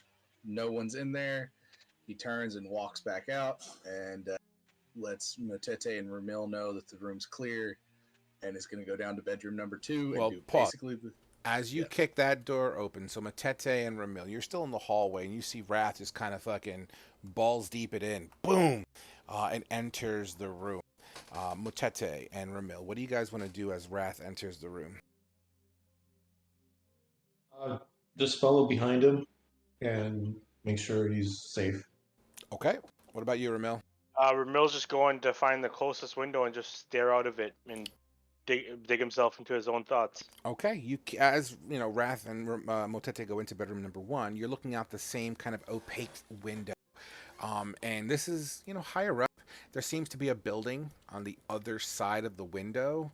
Let's say, but your best guess with the obscurity of the window, I don't know, 15, 20 feet. But you hear scratching on the glass. Very similar to the scratching sound that Zarkul was listening in on. It is at that point that Wrath comes out of the room with Motete in tow, and then he makes himself in towards the bedroom number 2. This door is in very similar fashion. Wrath, as it's kind of cracked open. He's gonna straight up like RoboCop trying to kick it in again. Sure, strength it up. Kaboom! And he's gonna step inside, just arm up, ready to just check and make sure it's clear. This bedroom seems to be a little bit more themed towards a younger child, not a young child, more like, let's say, low teens, preteen. As the bed is significantly smaller, there seems to be some toys scattered about, simple wooden blocks, and whatever equivalent to Legos there would be in this world, things like that. What you find interesting is that through these toys, where they're piled up, it almost looks like something was dragged through it and out the door. He's just gonna take in the room.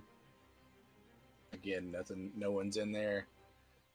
He's gonna turn to Matete and tell him that it's clear, and it looks like something was dragged through the child's room, and then turn it. As that is all happening, we're gonna scoot downstairs real quick as you guys investigate the upstairs. Khajiit, you hear from upstairs, and then another from upstairs. I want Khajiit and Zarkul to give me a perception check, please.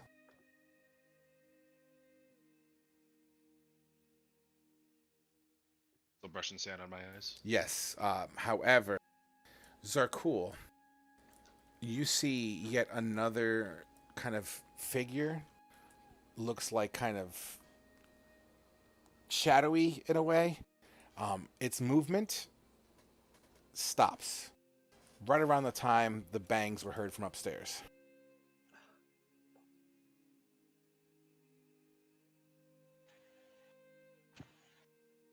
I tell she, bar the door. Ah, fuck. I'll grab my crowbar and Is try there and any wedge chairs? the door. Yeah, this chair's here. I will grab a chair and help. Okay. You try to grab what you can. Explain to me how you're barring the door, please. Is there like a part where I can like try and wedge it up against the door to where like they'd have to go against the like weight of the legs? Yeah, sure. Okay. So I'll do that, kind of like wedging it in, kind of like patting it down on the top and the bottom of the legs to give it more tension. Yeah, you said it opens inward, right? So we'll just like prop it all against the door. Yeah, absolutely. And you go ahead and prop it. You know what? Let's represent that with a survival check, please. With advantage, because you're kind of a trap dude. Okay. 17. Okay. You feel secure on your ability to bar this door. The chair almost seems like it was cut just right. I'll go back to the window. You know what? Let's be legit about this. 1 second here. This figure through the opaque glass seems to be growing in size, indicating as if it's coming closer to you. And it's coming up to the building, close to the building that you guys are in. Can I make a stealth check? Absolutely, you can. Okay. Okay. I kind of just like crouch down to the ground, kind of like beside. You said this was a table, right? There is a table here, yes. Oh, that's the manhole cover, but the table's the one with the X. Manhole. Okay. Then I will try and like crouch down behind the table. I was just gonna Okay. duck below the windowsill out of sight. I don't. Is that a stealth check? Yeah, let's just, you're trying to be legit about it, so yeah, let's make it easy stealth. Okay. You do so, and you guys are quiet, almost like you're holding your breath. You see the shadow on the outside of the window, the glass pane. You don't see it clearly. It appears to have a outline shape of that of humanoid. However, you hear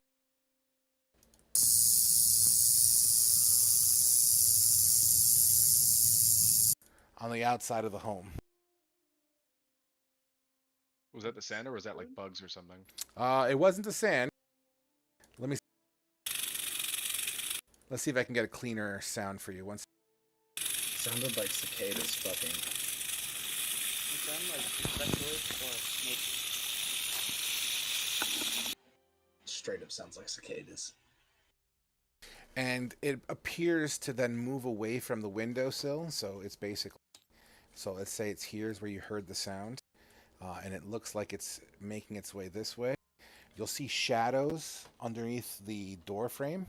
You know, like a little bit of light that kind of eases in. And like shadows cross over as if there's feet in front of the door. And then you hear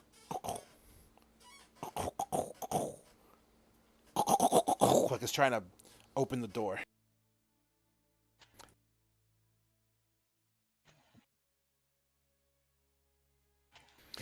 We'll pause you guys there because I know Wrath is just itching to contribute to this. So we go upstairs. He's still kicking anything. You go upstairs, or rather, we're gonna go upstairs with the cartoon. Oh my god, today's been a fucking day. Oh my god. I mean, we go upstairs where Motete, Wrath, and Ramil are. After a couple of seconds upstairs, and you make your way out of bedroom number 2 back into the hallway, you'll hear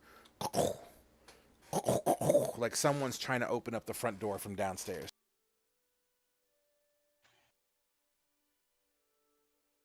Wrath is just going to start making his way Hi, downstairs. it's Lauren. Probably going a little bit faster once he hears the banging. Also hearing that sound as you make your way down the stairs.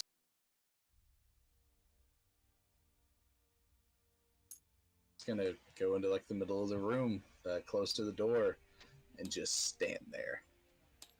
Like he's waiting for it to open. Okay, so and you're not stealthing, right? No. Wrath is ready to rumble. As he's not like actively trying to open the door. He's just waiting for it. No, I get what you're saying here. So as this is all happening, you'll be passing by Zarkul, who's kind of ducking behind the table. You see Khajiit kind of underneath the window frame a little bit here, as he indicated earlier. Kind of almost sitting down underneath the window. Mm-hmm. Motete, I assume you're on your way down the stairs still? Yeah. And I assume, Ramil, you're in tow? He's still kind of zoned out.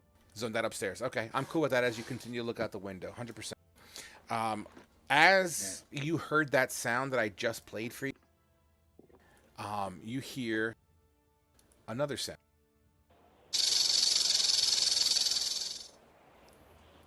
And another shadow goes across the window pane.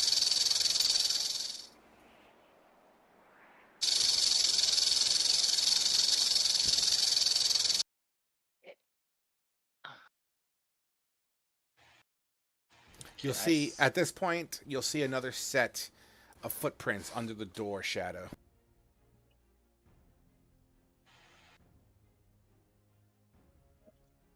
And you know what? I like the suspense here. Let's take our 10-minute break, guys. You mother. One thing before we go on the break, Wrath is gonna drop his shield beside him, and you're gonna see the gauntlet start forming on his left hand as well as his right. Sure thing. He's dual wielding thunder gauntlets now. All right. When that door opens, I'm casting Spike Growth. Thunder wave them. Well, we're taking our 10-minute break, so let's be back. Let's just round it off and go 10 minutes past the hour. So technically, it's going to be like an 11.5-minute break. Yeah. Wrath is ready to party. Oh boy, here we go. Yeah, he's doing the whole shoulder roll, both fists up.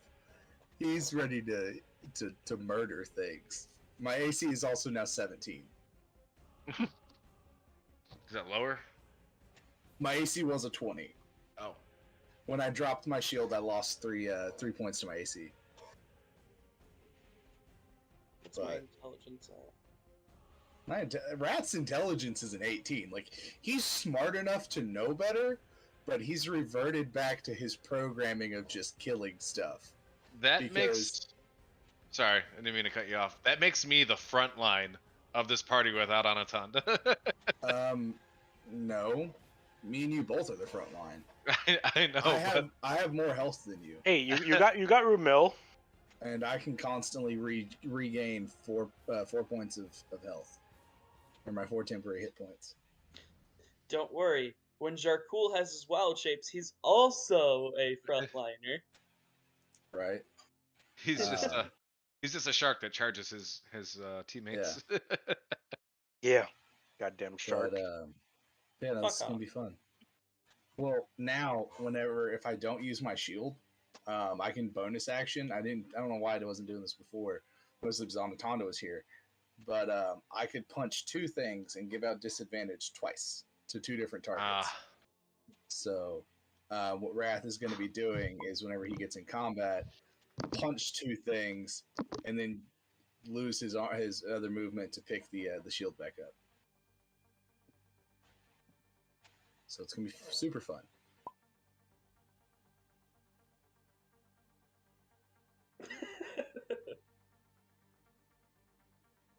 Too bad you weren't Circle of the Moon.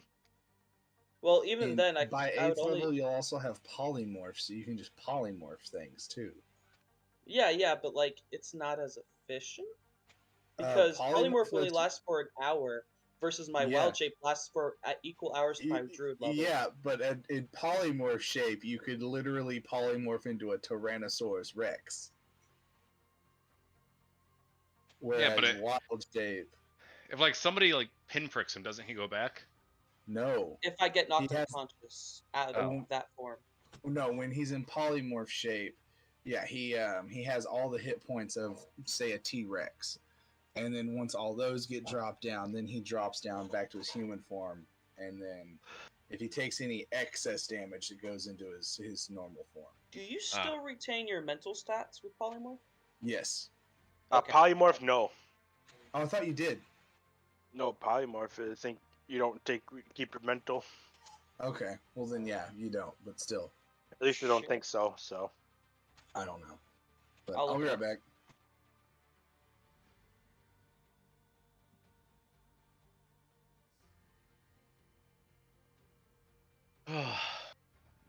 I love the dynamics in this situation. me and you, Zarkul, just trying to be quiet as fuck, and then they just come down. No, you do not keep your mental stats. I am T-Rex. Alignment and everything though. Damn. That's kind of... Yeesh.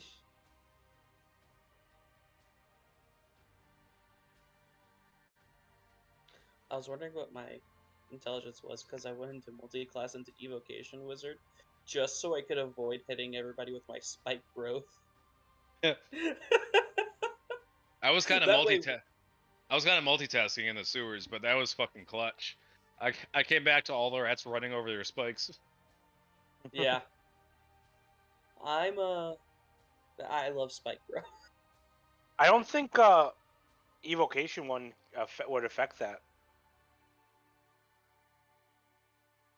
I don't know. Because I think that's just for initial like fireball type of AoE damage. Well, it just says you can choose your spells not to hit ally. Not to equal hit. to your intelligence mod. Yeah, not to but hit. Like but fireball doesn't hit. It does AoE damage, so I'm assuming it would also work. But it also might be worded that it only works with evocation spells. That is the thing. Yeah, it is worded that way. Okay, is spike growth evocation? It's either evocation or it's transmutation. I will check. Probably transmutation. Yeah. That's a shame. But it does 2d4 damage every 5 feet they move, and everything's difficult terrain, so really, every square is 4d4 damage.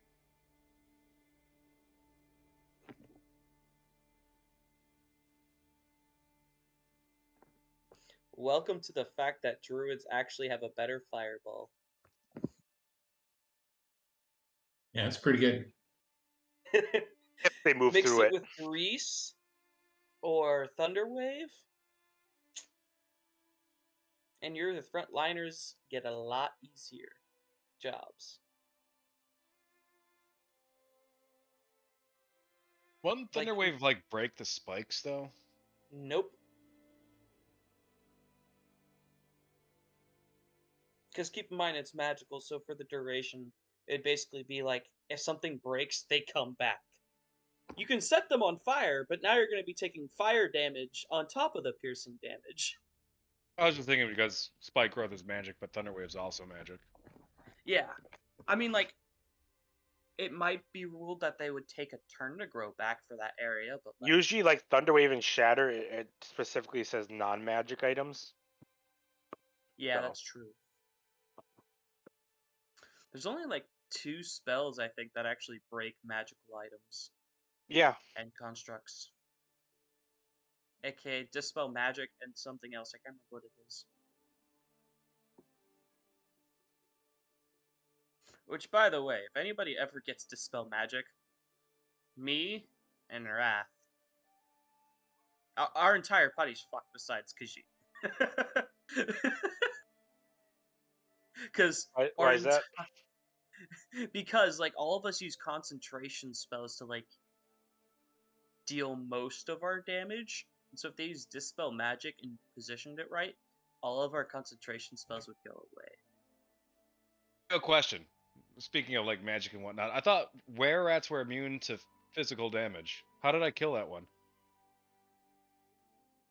Maybe he wasn't aware of it. Sneak attack. Isn't sneak attack like Sneak attack's piercing or something? physical, yeah. Sneak attack overcomes resistances for point of. It basically is that way, so that way rogues can use it against like dragons and stuff. Because otherwise, I thought it was just the same damage type as the attack. The That's what I attack. thought. sneak attack. It depends on the DM. Some of them rule it as it's its own kind of true damage, and then others say it's the type of damage that your weapon does. I'm assuming Frog does it. It's true damage. Yeah, because I was prepared for that to do jack shit. And then whip out my little Molotovs that I made. I was prepared to die, so Yeah, you were surrounded there. I was like, this is very risky here for you. Well, giant Well, rats you don't were- have that high of a to hit. You were in a good position to bottleneck them, though. yeah. That So is was true. Anatanda, but Oof. Yeah, but too soon? Anatanda also didn't have a spike growth. Is it too soon? Maybe for Wrath. Don't say it in front of Wrath. He might punch you.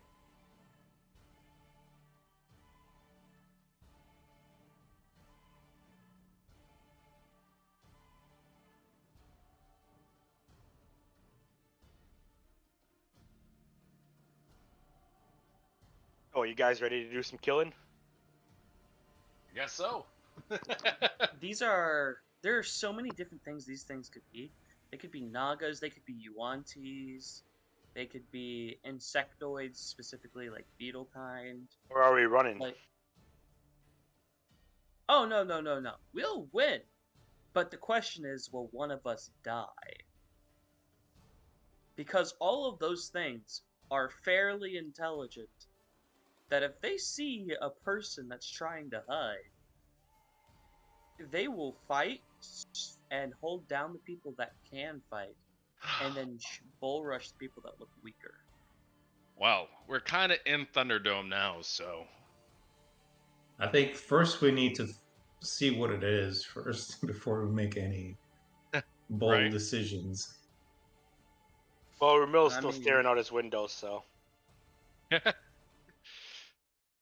Just Kermit the Frog meme. he saw some shit down in the sewer, you know. Miss Piggy. He was the only one that saw Anatanda get taken, so Well, Kashit's like, what the fuck? Everybody's given up on Atana so quickly. No, I just understand that like my character would think either A, he's drowned. Agree with Motete in the fact that they would have killed him here if they wanted him dead, so we can find him later. Or C, we can find him after and possibly have to cure him of being a were rat. No. That's why Khajiit was withholding the information of the ladder up there, because he was still looking for a way down. Also, there's the metagame fact that, all right, let's say we do go down and find him and track him down. He's not available for 2 more weeks, yeah. Yeah. I just thought it'd be like a long enough dungeon to keep us busy. That's for, just like, the 2 metagame sessions. perspective. It's like, what were we gonna do if we find him? He goes and protects Nanu. Frog does his best Anatana impression. I I hit want them to- with my toy. I want to hit them with my hammer. Toy hammer. Don't forget it's his toy hammer. He's just gonna find a mall and then just use it. He's never gonna use a shield again because of us. We should get like one of those squeaky toy hammers. I have one back at my old house for whenever my nieces and nephews visit. Jesus. jeez. who Maybe the send, fuck send, coughed send tonight? one to his kid for his kid. What happened? Who died? I don't know. Someone just hawked a loogie into my fucking ear. That hurt. You know, that's a little bit easier than going back to roll 20 to roll dice. I think I'll do that from now on. You have to remember your modifier though. No, I I just do. meant like for like when Frog told me to look for crossbow bolts, I forgot I could just Oh, do yeah. that.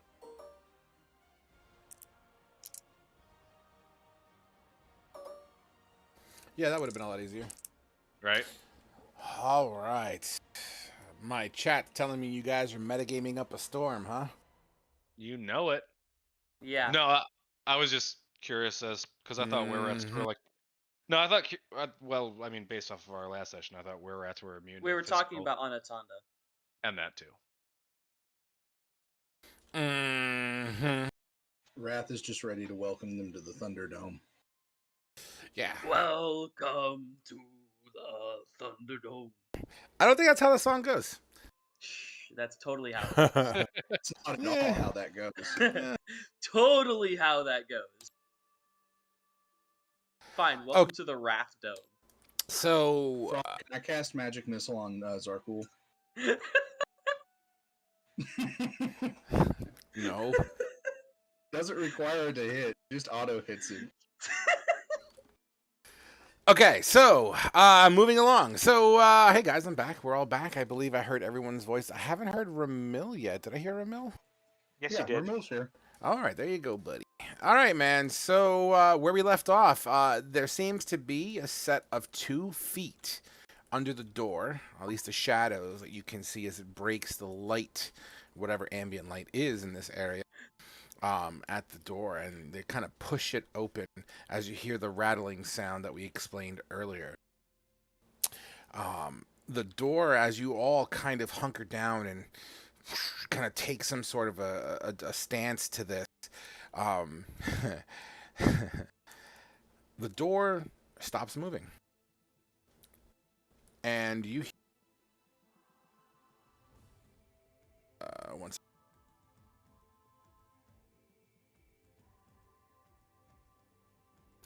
Sorry, I gotta speed up my plans here. You hear in who speaks Abyssal? I think Motete What? might. Nope. Yes, I do. You Yeah. do speak Abyssal. Beautiful. Give me a perception check to hear how clear you hear things from where you're standing in the house.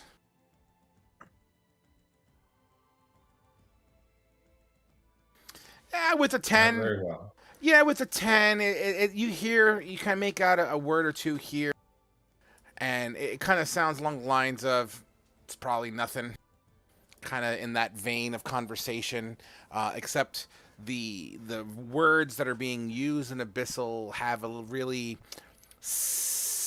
probably empties here. It's probably nothing that kind of a verbiage. Okay. Another as these two pairs of feet shadowing through underneath the door, is no longer pushing. You actually see another shadow show up. So you basically are assuming this is kind of the setup going on right now. Those X's representing entities as the shadow crests across this window over here.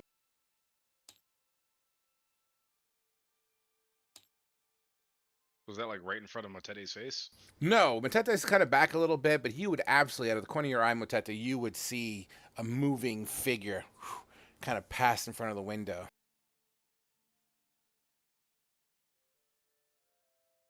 Let's keep looking. You said you're what? I just keep looking. Okay. Absolutely. Wow. After about 30, 40 seconds and some more words along the lines of, and for you, Motete, along the lines of get back to work or, continue your assignment kind of situation, you hear and see the shadows begin to kind of move away. Okay. Once that they've, I think, are out of earshot from a whisper from me, I'll relate to the rest of the party as to like the particular words and how it was spoken. Okay. So This you one. go ahead. No, please, you first. This one speaks their languages. Yes. I only thought demons could speak abyssal, though there are some other creatures that do so as well, but mostly demons.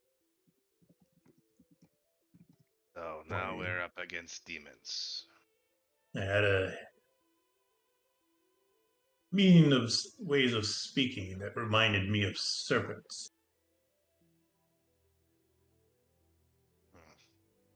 But I am not familiar with any serpent demon.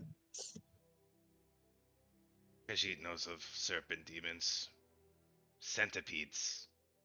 They are demons. That is not the type of demon he speaks of. They are demons! Wrath picks his shield back up. The funny thing is that's probably funny to everyone except for Motete. He probably has no idea what the fuck you're talking about. We've incited him on how Khajiit almost got his nuts clipped off. Long story. Episode 2. Literally. Some shit happened. Some What pointy is- shit. The sound of the sand can still be heard scratching across the windows and blowing a little bit under the door frame as you see the dirt collect under the door frame. What are you guys gonna do? Ramil, you're still upstairs. Is there any change in your mental demeanor up there? Nope. As you continue just to kind of trail off into the light, where's Ramil's head at this moment? He's just keeps replaying the scene over and over about Anatanda. All right, everyone downstairs. What's the plan? Everyone, what's the plan? Does anybody know the layout of the city? I say we try and make it to the... What would be the major building in the city called this time? You guys would absolutely know that for those who have passed through. There's a location called the Golden Palace. Actually, it has a specific name to it. I just need to remember the exact name, as it's been a long time.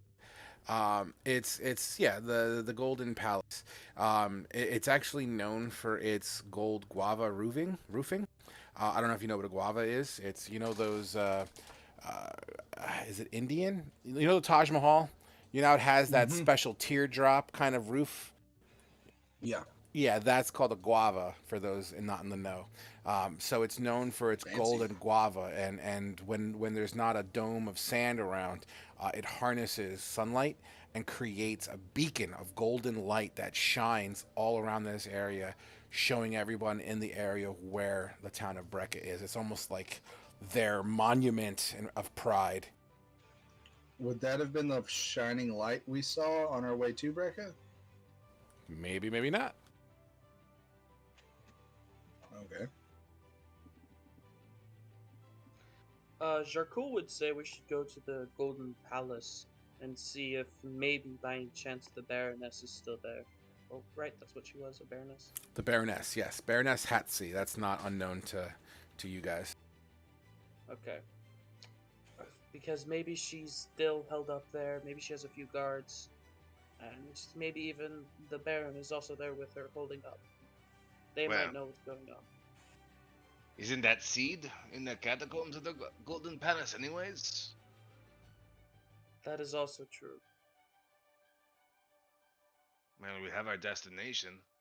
Does anybody know how to get there? I know how to get there. I passed through here on my way to the refugee camp. Yeah. Wrath would chime in.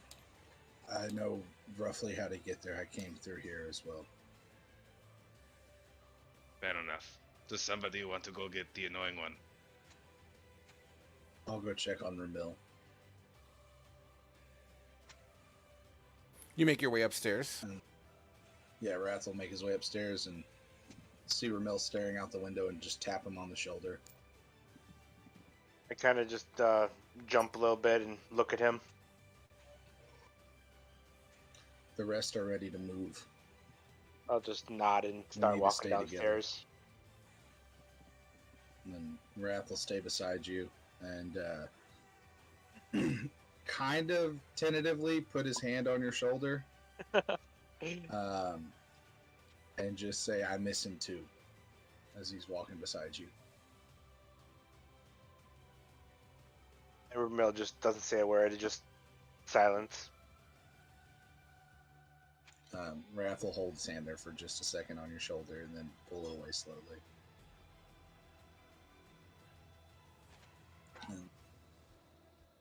Okay. You're making your way back downstairs, yes? Yep. With Ramil in tow, everyone, you see Ramil's face, which inherently doesn't look too thrilled at the moment.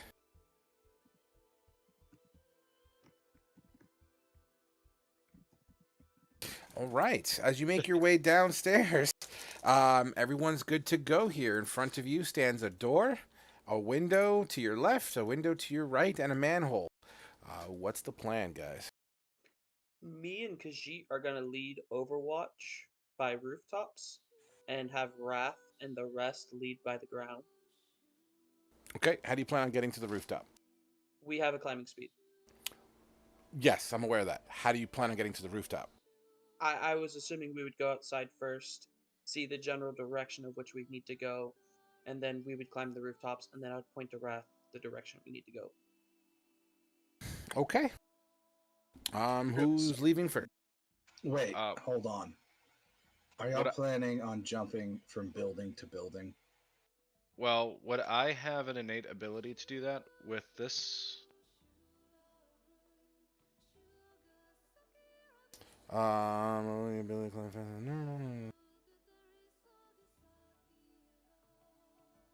What's your dexterity modifier? 3. Okay. I mean, it's not going to give you this crazy. It'll definitely do this the climbing speed. It'll increase your jump a little bit more, sure. Okay. I don't know. I was trying to wrap my head around that. Yeah, there's actually a rule set for jumping, which I haven't quite memorized, so I'll look it up when it applies. Every 5 feet is a 10 feet jump. Alright. And then Ramil will kind of just pipe up a little bit. Isn't it still storming out? It's not bad for us in here as much as it is discomfort. I still don't see how y'all are going to be able to leap from rooftop to rooftop as we move. If you miss and fall, you're dead. I'm an old man. I don't have the strength to do such athletic feats. Well, it was No. mainly for us to cover you from the tops. Yes. What if there's other paths from below that will get us closer? Ramil, do you have Tensor's floating disk? I do not know that one. Most unfortunate. I had an idea. Wrath is going to start clearing the furniture away from the front door. Okay, you do so with, no real finesse. You just pull it away, kind of scrapes a little bit across the floor. Yeah, he's not trying to be quiet or anything. He's just moving furniture. As you do so, the door is significantly looser off the hinges as it seems to kind of a little bit in the wind.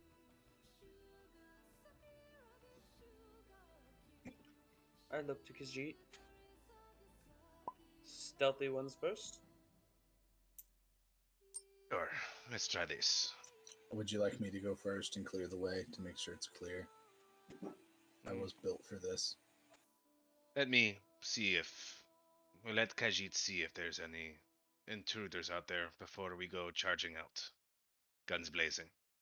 Crossbows blazing. You see Wrath retract his arm cannons. Sure. All right, Khajiit. Give me a sleight of hand, or even better, give me a stealth to represent opening the door, because I'm sure you're not just fucking balls to the wall in it. He's not wrathing it. With an 11,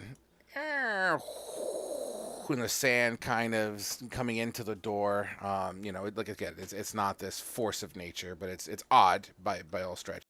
But you peek your head out, and you'll see at this point. Actually, give me perception, sandstorm, and I'll tell you what you see.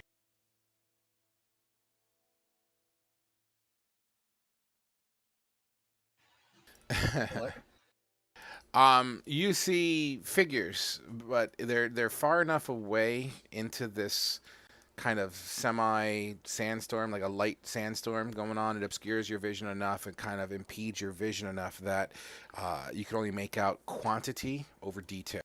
But you see two there, you see two there. There seems to be one over there, two more going around the corner. As you're looking up and down a street that looks very reminiscent or very similar, without the people, of course. I put a picture on the wall to kind of give you the idea of the aesthetic here.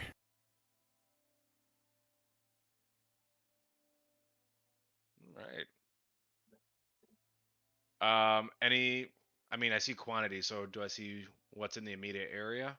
Like clear enough for everybody to walk out? Within the 30 to 60 feet, I'm going to say you're free and clear. Fuck it, I guess since we're going painting on the fucking tabletop, why don't we just go ahead and do that? So if we're to be the scale, what I'm gonna do? Let's just represent where you guys are. Let's say you're in this X area, and let's just say this is the house. So there's a street, there's buildings, there's alleyways. It seems to kind of, very city-like in a way. Another alley here in the street, and then that archway is over here that you see in the picture. So it's a street, it's a city street, and where there's lacking in people, you do see. There's lacking of civilians, but you do see pairs of these silhouettes and outlined people that seem to be patrolling. I guess would be the best way to say it. And they're constantly moving. You know what I mean? It's not like a static sentry. Okay. But, and once again, this square that I just drew is not to scale, but that's just kind of the layout that we're looking at the moment. Based on this picture, is it very like Agrabah-ish, like from Yes. Aladdin, where Yes. it like goes, where like the city's built up? Yes, 100%. All right. Is there anything that I can like shimmy up on the side of these houses? There's plenty. There seems to be a barrel laying on side of the, right next to the house that you're in. Enough to hang, probably leap up onto one of these wooden beams that stick on the outside over the tarp, and you could probably swing up. What's above it is unbeknownst to you. Okay. Well, I'll wave everybody outside, and then I'll slink up second story. Sure. And you do so. You leap onto the fucking barrel. You leap up. You put your claws around the beam. You kind of do a little swing, pull, and you pull your legs up over onto the ledge of the second floor. The ledge is only about maybe 8 inches wide. There's just the wall. You know what I mean? There doesn't seem to be any entrance way, at least on this wall that you're in. But you get a higher look. Give me another perception check.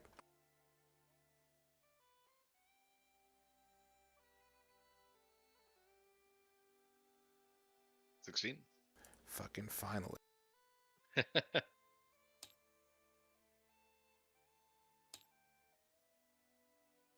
You see patrols that look very similar to the picture on the wall. Okay. All right. And I can't see any other like path for me to take since it's just pretty much like wall up here, right? Well, what you don't see the wall, what you do see over in this direction. So let's say you're standing right where this X is that I just drew, right?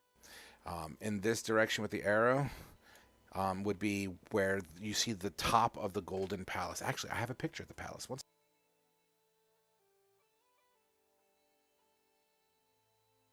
Over the buildings and the location you're at, even with the obscurity, you do see a very amazing sight.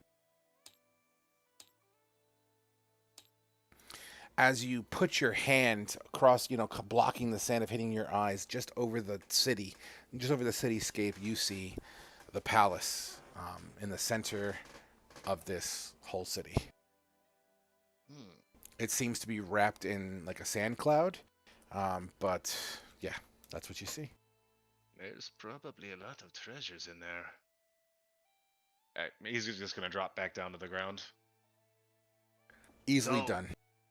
So, it looks like there are snake men patrolling the streets. Is anybody aware what type of race this is? Khajiit's never encountered them. Could I make a history check to see if I know anything about what he's talking about? Since Wrath was designed to kill things that would oppose the Empire. That's fair. I'm gonna give you history with disadvantage because it's not inherently. It's not what you think it is at first glance.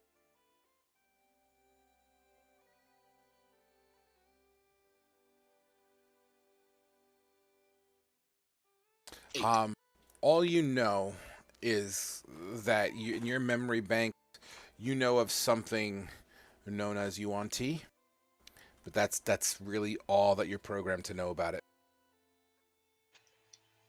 They could possibly be Yuan-Ti, or however Frog pronounced it, but I'm not sure. I don't know much about them. Well, they seem to have patrols all up and down the streets. Khajiit did get a good look at where this palace is that we need to go to. What's our plan of attack? Before we go out, I know my the armor, the way I'm set up now, is good for close combat, but I'm not exactly the sneakiest. If you give me an hour, I can change my armor, and I could be a little bit quieter, but I wouldn't be able to be up close and personal in combat anymore. An hour sounds perfect. Do what? Otherwise, we could always look for more paths down below. They might get us closer. Or it could lead us further.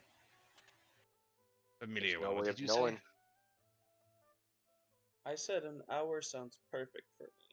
I'll be able to shapeshift back into animals after a good rest. I could go with some healing as well. Okay. So we go back inside, take a quick catch our breath, and then head out. Yes. Yeah. And I can switch back and forth between these two different types of my armor settings, but it just takes an hour each time to do it. But when I do this, I will not be able to I won't be as good in the front line. So do y'all want me a little bit stealthier and give up my front line ability, or do you want me to be somewhat louder, but if things get loud, I can handle them? Well, without the tall one, you're kind of our front line. This is true. I could take care of a bit of front lining. I don't mind. I'm just asking. And Wrath picks up his kind of bloodied hands. I like being up close.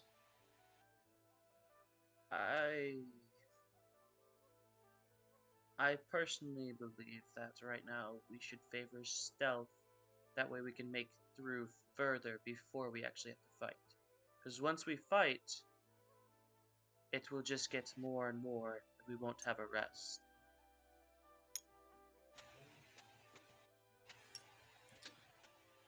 Understandable. So, y'all want me to change my designation? Yes, please. Everybody else in agreement? I can cast invisibility if need be. I'm just more worried about the fact that I'm loud right now. As you guys are talking out in the front area of this home, you could hear what sounds like steps, as if they're coming up a nearby alleyway. I will step just to I'm right up to the side of the door, but not touching the door. You know what I'm saying? Like inside the house, like right up to the door. If anything tries to walk inside. Well, quick, back inside, everyone. Back inside. I thought we were inside. Oh, I No, thought- you guys have been talking outside. No one indicated anyone about going inside yet. Inside. Let's go. I didn't know we went outside. I thought Khajiit was the only one that went outside. No, I was under the impression everyone. It doesn't matter. Are you guys going inside? Yeah. All right, so you guys head back inside and kind of close the door a little bit to break line of sight. And you said, Wrath, you're the one that's kind of standing in the doorway. Is the door closed, or are you leaving it open semi? I thought we were still inside, so yeah, I would close the door and then just stay right to the side of it, so that way if anything opens the door, I'd be able to hit them. Absolutely. As you hear kind of marching past the door, you see their shadowy figures through the opaque glass. And after about 30, 40 seconds, it seems like it's trailing off. We might not have time to wait. It's patrols. We might just have to deal with it. All right. They don't seem interested in entering the building, though.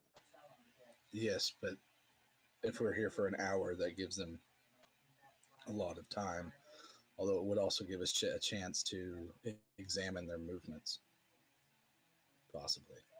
Well, let's barricade the door. We can rest upstairs, and Khajiit can keep a lookout at their movements. There? And I can block the stairway up to the house if need be. Into the second floor. Okay. It seems like the going rate is to head upstairs and to kind of break for a little bit as you barricade the door, very similar to what you did before. Make refuge in one of the bedrooms upstairs. Let's just say bedroom 1, just for simplicity's sake, which is more of a master bedroom. As you guys barricade the door and block the stairwell with whatever pieces of furniture is easily accessible. Go ahead. I was going to say Wrath was just meaning he'd stand in the door in the hallway, but yeah, Okay. blocking it works too. So what do you want to do? You want to stand in the hallway, or you want to just use furniture? Yeah, we can make a small barricade over across it, and then Wrath will stand behind the barricade just to hit anything that tries to come up it. Okay. Chest high barricade. Okay. Unless people want to do something else. So everyone, is anyone else not going upstairs then? So is Zarkul staying downstairs? Where's everyone else at? I was Brumill's going up. I was going to go upstairs and see if I could get a view out of the window of the patrols. Okay, sure. Okay, so it seems like in Motetta, you're going upstairs as well? Yep. All right, everyone's upstairs except for Zarkul. So, as you barricade the stairwell, putting obstructions in the way, in bedroom number 1, the only source of light would be the ambient light from outside through the main window there. A window which, Khajiit is looking through at the moment, which is very similar to before. So light comes in, anything visually on the outside is obscured, but you could still see figures. And occasionally, every 5 to 10 minutes or so during the course of this short rest, you'll see patrols, for lack of a better explanation, passing by here and there. Sometimes they seem to come in 2s. Sometimes you've seen a 3. One time you saw like a 6 or 7. depending on, I guess, whatever's happening. You could hear muffled speak in abyssal tongue occasionally as they walk by. Nevertheless, what do you guys? So let's go with Ramil first. You're in bedroom number 1 for an hour. What are you doing during this hour? We'll be doing arcane recovery. Fantastic. As you sit in the corner doing jumping jacks, thumb up your ass. What are you doing? I'm just gonna study my book a little bit and regain a second level spell slot. All right, fantastic. As you go ahead and do that, Motente, how are you killing your hour? He's just gonna get some arcane recovery, and that's about it. All right, all right.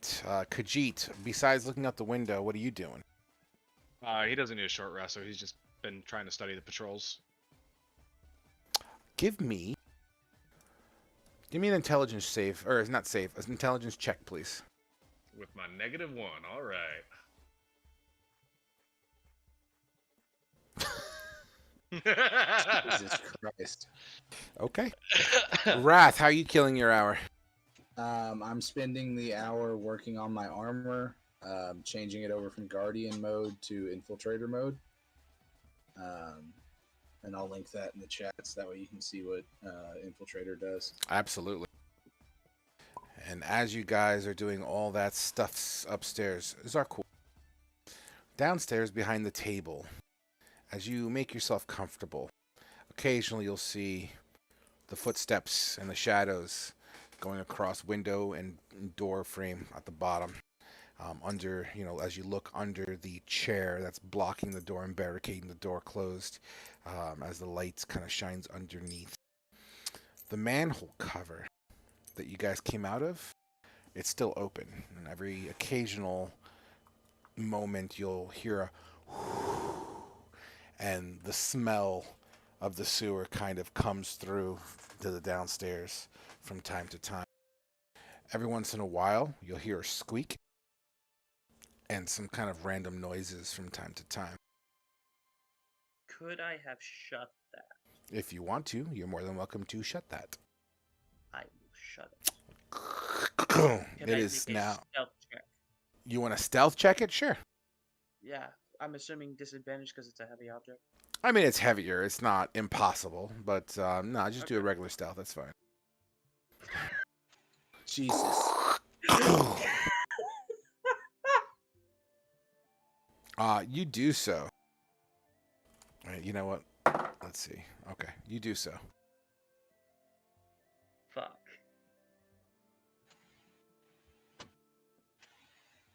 And how are you killing the rest of your hours, are cool?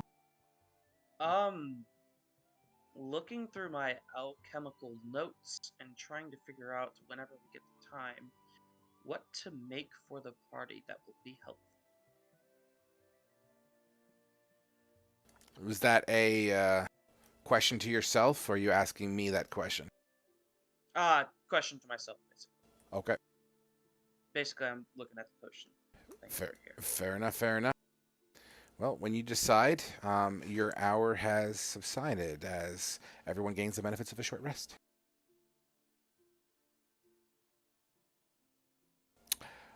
All right, guys. What is the plan now?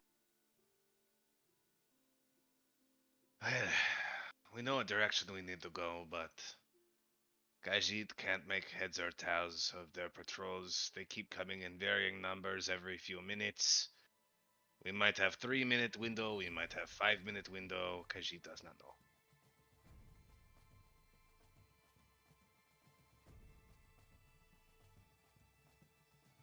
Well, All right, guys. we shall... Perhaps we should attempt. You said no longer than 3 minutes, correct?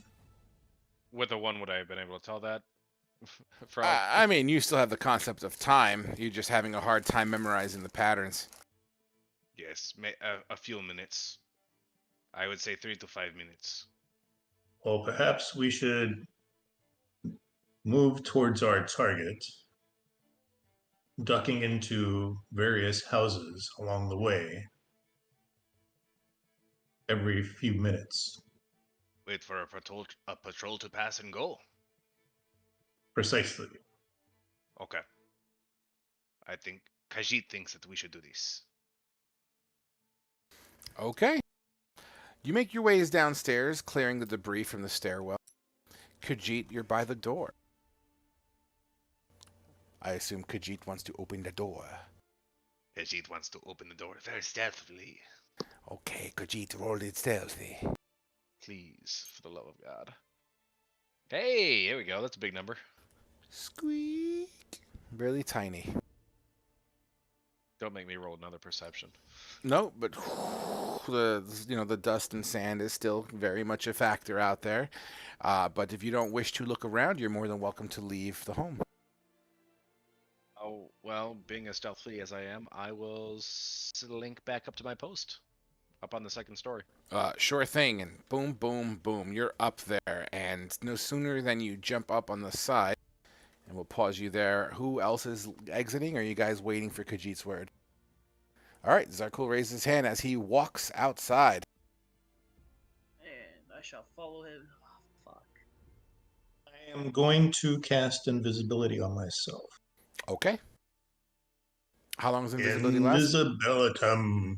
I'm using my DM inspiration for that stealth check. Absolutely. A 1. Hey, you jump up, swing up, and you're kind of hip to hip with Khajiit. Just as soon as you make your way up there, you hear the sounds of steps as they begin to wrap around the corner. You being that crazy-looking X, and I guess it'll be better if I just write this down. In this direction, where this arrow is being drawn right now,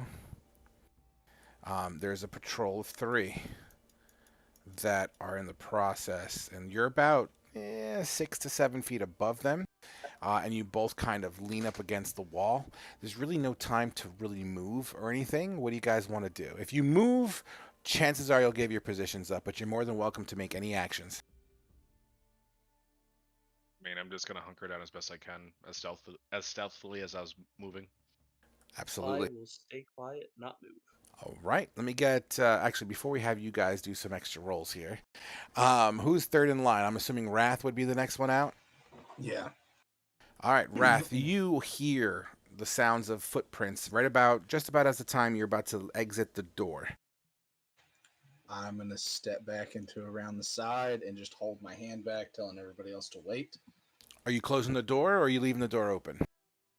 If I have time, I'll try and close the door. If not, then I'll just try and stay out of the way. Okay. All right, the 2 kitty cats on the roof. Give me those stealth, guys. I can't use the 26. It was such a... I'll take a 24. Beautiful. And the 17 is a new roll, right? The 19. Sweet. You guys kind of just place your backs as if you're trying to meld into the stone as these 3 Yuan-Ti soldiers walk past. One of them looks left towards the door as it's in the process of being closed. And with his perception check that he rolled, continues marching forward. They seem to now turn down this alley here, and the sound of them marching goes away. Frog, are these X's? Are these patrols still here, or are they moving? No, those aren't there anymore. I'm deleting them now. Okay. I'll drop down and knock on the window that it's all clear. Let's go. All right. Wrath will start leading the way out of the house, following Khajiit. Okay. You jump out and kind of make that trail. Ramil, I'm assuming you're following in suit as well? Yep, and I'm assuming they're all going stealthily. Sure, if we're all trying stealth, we already have Zarkul, Khajiit. I want you guys all roll a stealth. The ones that haven't rolled stealth yet. Ooh. I'm also invisible. Yeah, so you don't have to even worry about it. You're just fucking invisible. You don't think you're worried about sound. You're just not trying to be seen right now. And I don't have a disadvantage on my stealth checks right now. That's okay. I would have because told you of to. my- Whenever you roll like that, we'll always take the left die. Well, I was saying it's my armor class. Or when I change my armor model, if my armor gives me disadvantage, it takes that away because it technically gives me advantage on stealth checks. So. Okay. So what'd you roll then, man? What'd you take? An 18 or a 19? No, I rolled an 18. Okay. So whenever it rolls like that, we'll just take the left die. Yeah. All right. Cool. So as you guys make your way, which alleyway are you gonna go? Left or right? This is the smaller one on the right. We'll go right. All right. You make your way down that one. This alleyway itself looks kind of slummy in a way. Piles of sand as it whips around, kind of breeze through the alleyway, creates some sort of a semi-wind tunnel. There's no inherent doorways or windows or access points. This literally looks like your cliche alleyway. It goes all the way through the block. There's, parchments that fly through here, barrels that have been knocked over. It looks like maybe this was a place that some people that weren't inclined on the money side, some bums maybe sleeping in these alleyways, things of that nature. You look up and, it's like a sheer, like two homes on either side, basically. And it's a sheer rise all the way to the top and about 30, 40 feet high, almost as if you're walking through a crack in a home. And you make your way through. About 40 feet in front of you, you see two patrols crossing over the alleyway. They don't even look down this alleyway as they continue to march forward. You said that it goes 30 to 40 feet up. Can I climb there with random ledges and whatnot? There's divots and whatnot. It's not a perfect construction. This is the slummier side of town. So I think with your climb speed, with a little bit of time, you should be able to make your way up. Okay.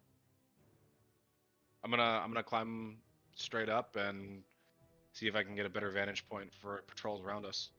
As he's climbing, what is everyone else gonna do? You gonna just chill out there and just stand? I will assist him.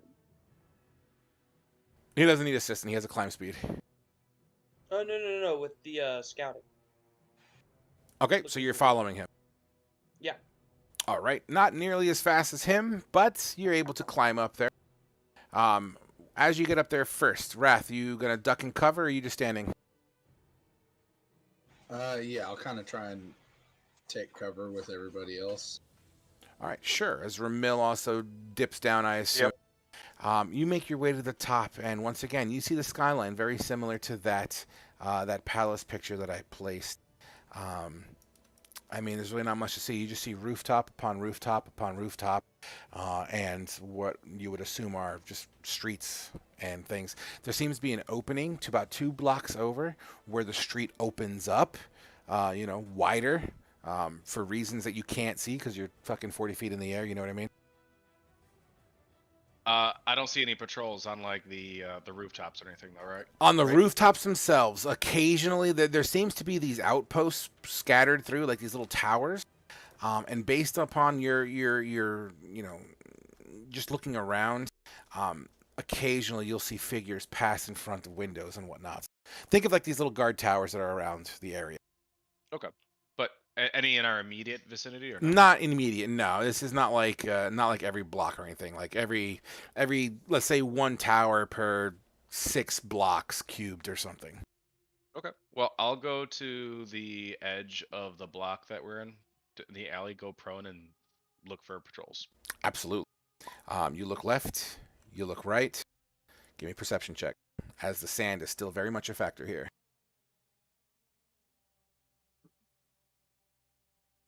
14. You see to your left, about 100 feet down, a group of maybe 5 or 6. They seem to be in a circle, and it looks like they're kind of talking. Just behind them, even deeper, a different creature, much larger, no legs, seems to have a serpentine kind of body on the tail end as it kind of slides Its head seems to be full. You know, I'll even give you a fucking picture.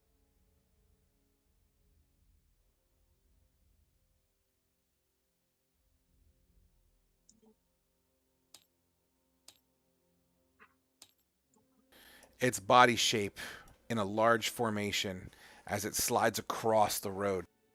Much bigger than the standard troops that you've been seeing. Passes across. Familiar one. Do you know what that is? Can I make a nature check?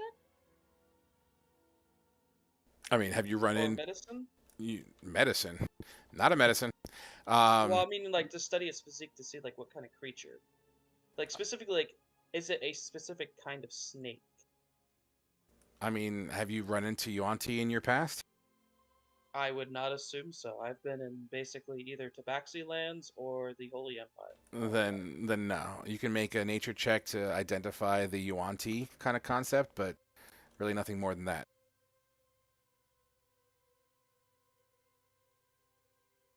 So, Yuan-Ti? Yuan-Ti it is. They seem to be serpentine. I think what you can see is there seems to be a brand in the middle of their heads, just between their eyes. A symbol of some sort. And they seem to share it.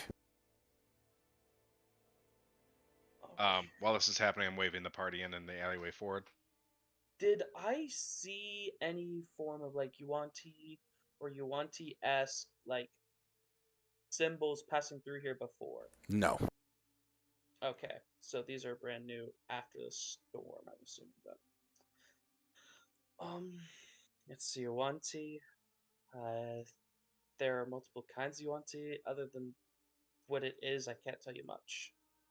And I'll even give you the mark that you see. Only reason why I say you identify it with that crit nature check is because they don't usually appear on Yuan-Ti like this. And I know I have a picture of it. Give me 1 second while I find. This is why I need World Anvil to organize all this bullshit. I love how much he keeps talking about how much he loves World Anvil slowly but surely. Well, it's in here somewhere. In the meantime, so you wave everyone forward, right? Yes. All right, guys, you moving forward? Yeah, Wrath will move forward. Yep. The rest of the party behind him. His shield up and the lightning launcher held out forward. As you make your way across closer to the palace, you do this for a period of, let's say, 10 to 15 minutes, and you've been quite successful up to this point. There's a stretch longer than the normal crisscross patterns of these alleyways and streets. It seems to be like someone pushed 2 or 3 blocks together, so it's a massive straightaway lined with doors. And what looks to be like a fountain in the middle. To the right, a structure that has almost like a religious feel to it, perhaps a church. Also, lining the sides of the streets are these, I mean, quite honestly, they look like shops, or at least the front ends of shops.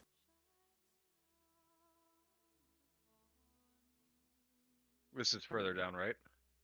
If you were to continue down this route, yeah. Hooded one. I don't know if you're down there, but can you check out that alleyway?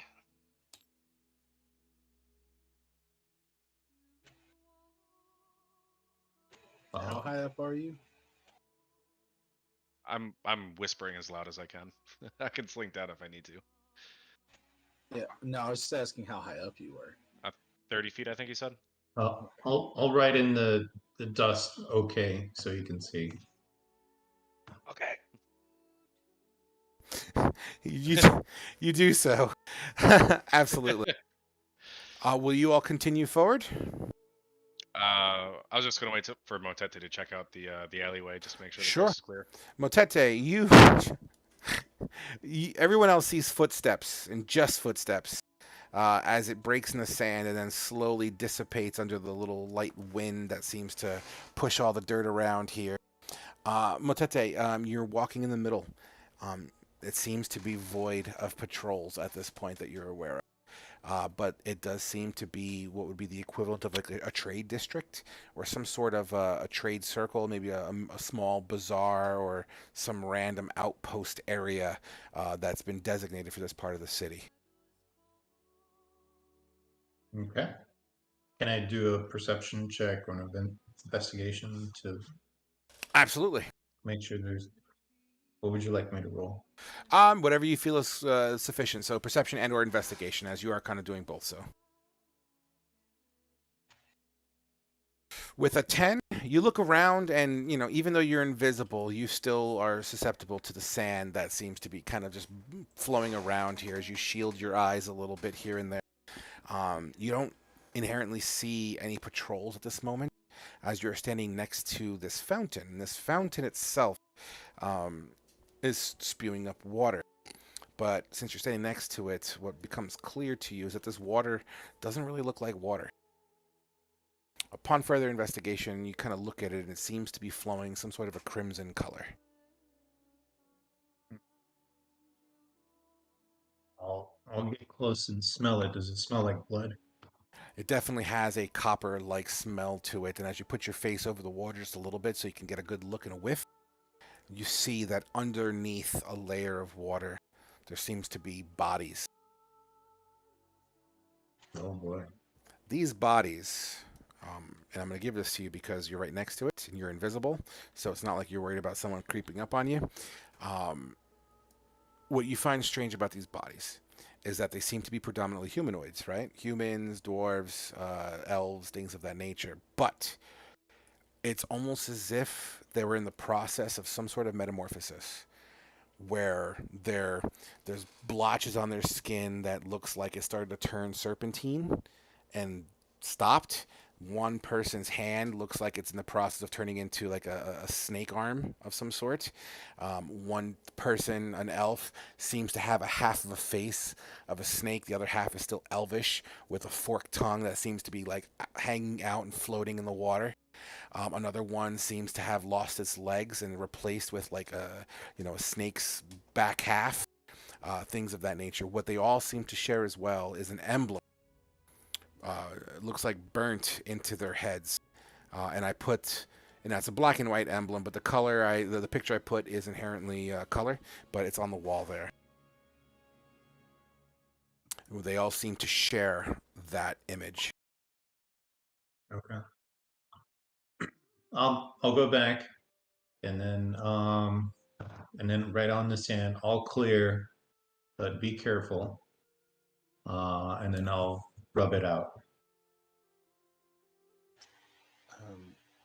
Quick question. Yeah. While he was doing that, could just glancing down you said looks like it might have been like a shopping area that we're coming up to? Yeah, like like the street is significantly wider here. You know what I mean? Leaving room for clutters of people, perhaps. It just seems to be made to yield a high traffic area. Okay. Like a town square. Kind of like think of Times Square. Yeah, something like that, or a town square. Okay, and without breaking from the cover that me and Ramil are hiding in, I assume we're hiding in while Matete is going down there.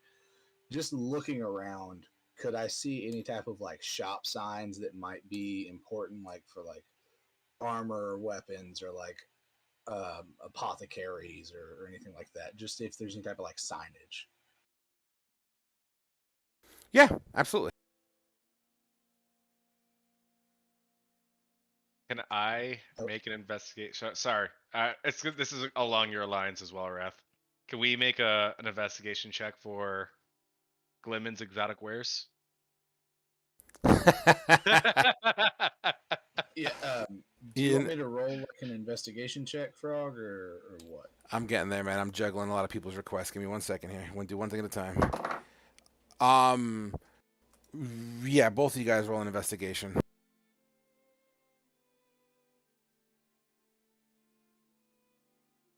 Oh God.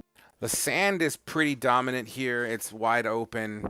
It's snowing sand, basically. With that, Asher, you look down. You do see signs of shops. One of them seems to be a sign that depicts no words, but like candles and stacks of books and things of that nature. Another sign that has a tarp in front of it that's been torn asunder and kind of it's kind of like flopping in the wind. That sign has what looks like maybe like swords and whatnot on it. Another sign looks like clothing articles, like a clothing store, things like that. It seems to be a decent variety here. Even around the fountain that Motete was chilling next to, which is that circle there, even that has a like these pop up shops that the wind seems to have blown away. So there's like debris kind of scattered about there. Okay. Seeing the one with the candles and stuff on it, and the one with the swords, I would say to Matete and Ramil that you might want to check out some of these shops. Um, they might have supplies that y'all were looking for earlier with some type of parchment, and then they may have better armor that I could use if we want to check them out, or do we want to just keep moving?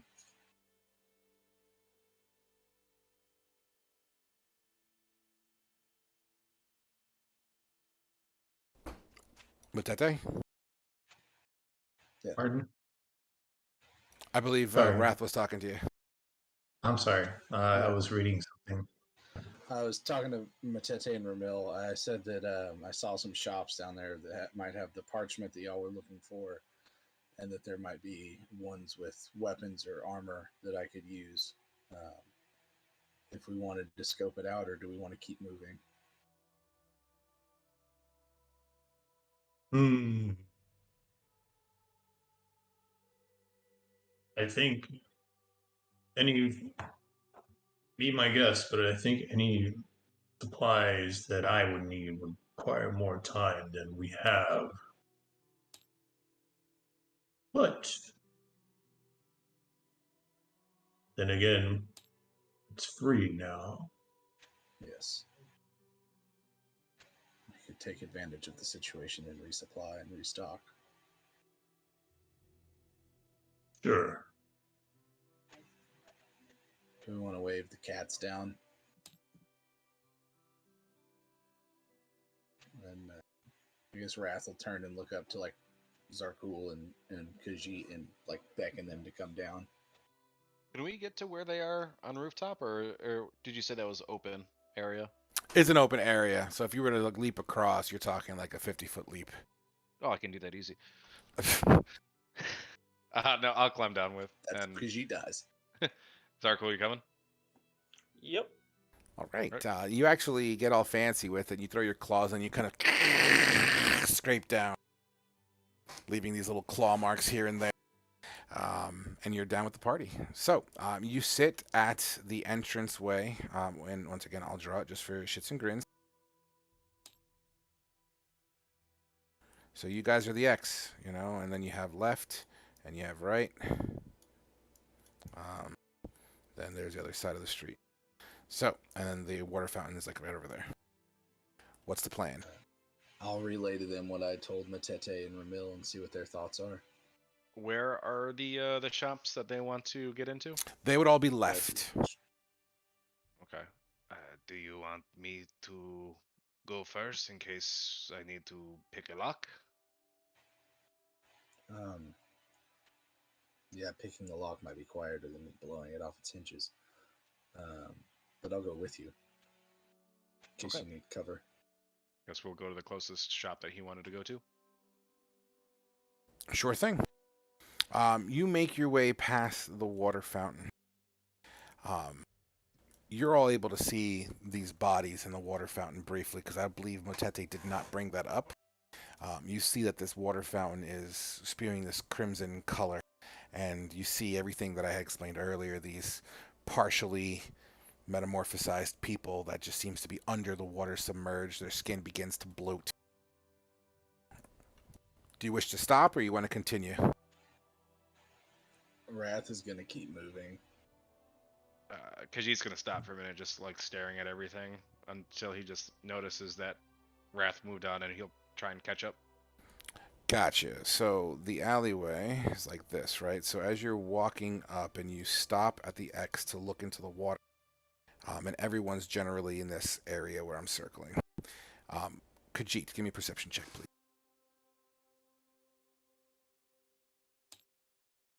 Rolling hot. You look up, and what you can see with an 8 is what looks to be a patrol coming down this way.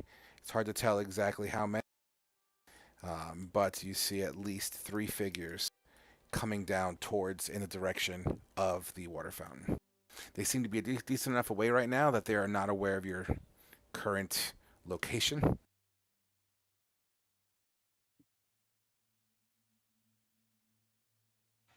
Nobody else notices. It's just me, right? Right now, only because you're looking. Everyone seems to be walking in towards the shops. You're the only one that's looking at the water, and then it's literally you looked up, and through the crimson water that's kind of in your line of sight a little bit, you see through that. Patrol! Is there a door like directly behind the water fountain from where we're at? Negative, because this opens up. It's like a big open area. And there's nothing on either side of us. I mean, there's shops here, but it's hard to tell you by this. There's reasons why, but yeah, I mean, there's definitely shops around here. Like outside kiosks or like in-house shops? It's kind of like a built-in kiosk. It's like a half kiosk, half stone structure. Fuck it, I'll just bring the map up. Whatever, dude. Nah, because I'm trying to set the scene, No. you know, and No, it's fine. I was just curious if I'll- there was something outside that I could duck behind. no, I'll bring up the map. Just 1 second.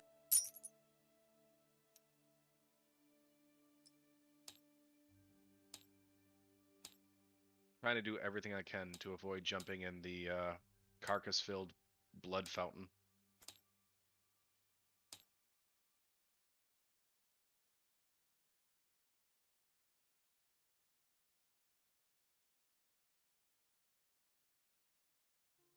All right, so place your tokens right where my black hand is. I put your tokens on the edge of the table.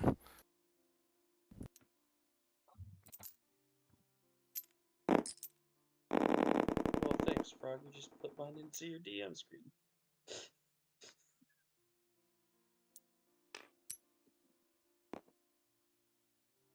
Wanna grab Jakul of your DM screen for me? Oh, I put it in the DM screen? My bad. Where do you... Oh, yeah, look at that. All the way over there. Holy shit. Yeah. I was in the middle of moving it, and then you select Are all these crates and stuff realistic, or? Yeah, we could use and utilize whatever's on the battlefield. That's fine.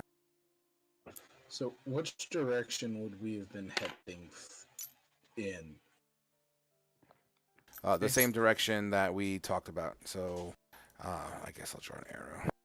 This way, I think, towards the big pillar. Okay. And they're coming down from the elevated threatway. Yeah, and I'm setting that up for you right now.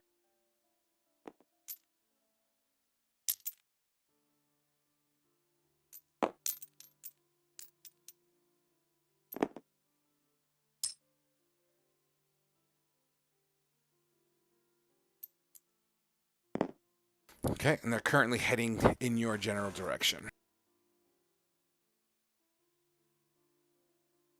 Fuck, everybody hide. I mean, everyone has enough time to make a reaction before they're seen. So yeah, that's that. So everyone has the option of a reaction at this moment. Could I use movement as a reaction? Absolutely. And then I'm gonna Oh. dash up You're gonna dash up the side of the building. with cat climbing, yeah. Okay. And then I'm gonna lay flat. Roll me a stealth check to get up there without being seen. Okay. You make your way up. You jump off of the freaking barrels and kind of slinky on up and lay down. Wrath is just going to try and go back to the fountain near Khajiit and hide. Okay. You duck down behind, getting full cover. What about you, Ramil? He's gonna try to jump to the window of the kiosk over here. All right, since you're using and breaking your line of sight of the water fountain, I need a stealth check from you. Yep.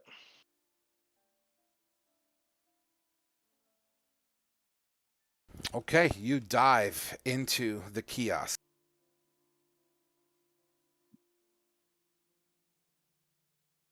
Motete's just chilling out in the open because why the fuck not? Well, he doesn't want to get accidentally bumped into, so he's going to hide behind the crates. Gotcha. All right. And Khajiit and Wrath, you continue to stay there as these creatures are now moving closer. And they seem to be huddling as one of them moves in and begins to talk. About 30 seconds pass. 45 seconds pass.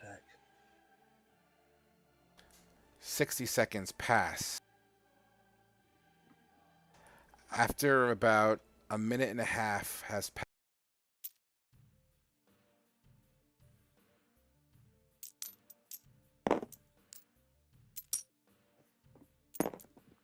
another patrol can be seen coming down the street.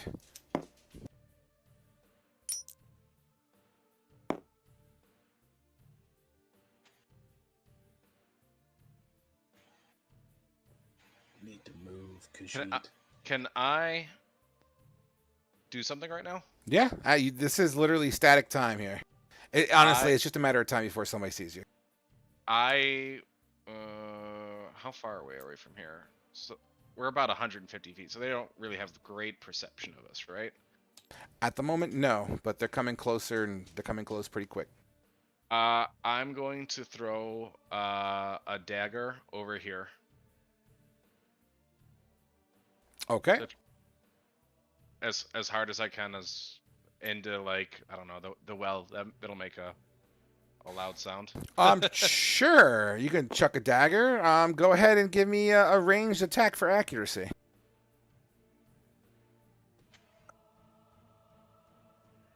17. You whip that dagger as it goes clink right into the side of the well. Do they hear it? Wait, did you throw it into the well that we're hiding behind? No, there's a well over here. The well to the left of us. You know, Oh, I'm gonna okay. say they all collectively have a chance to hear it. One of them actually. Did you hear that? And he begins to make his way over there as these two stay put.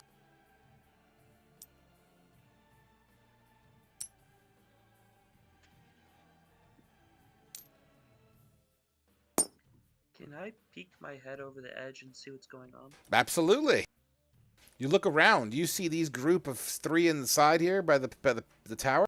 They're coming closer, man. You see one kind of investigating this area where you don't know he threw a dagger, but he seems to be investigating this area. And there's two kind of watching number two kind of investigating, like, what the fuck you doing kind of situation. When this patrol over here moves to right here, I'm gonna cast Spike Growth because I remember Wrath saying that he can't be in close range where Jarkul's mini currently is, and trying to block off this way of entry Okay. towards them. So I'm holding that action. Metal One, I think we should use the element of surprise here before we get caught. Count of 3, you hit the one on the left, I hit the one on the right. Sounds good. And I'm going to try and wave to Motete. See if I can get his attention. He's kind of ducking behind crates, breaking the line of sight of you, unfortunately. Okay. Can we wave to Ramil? He's currently inside of a shop. He dove behind the countertop.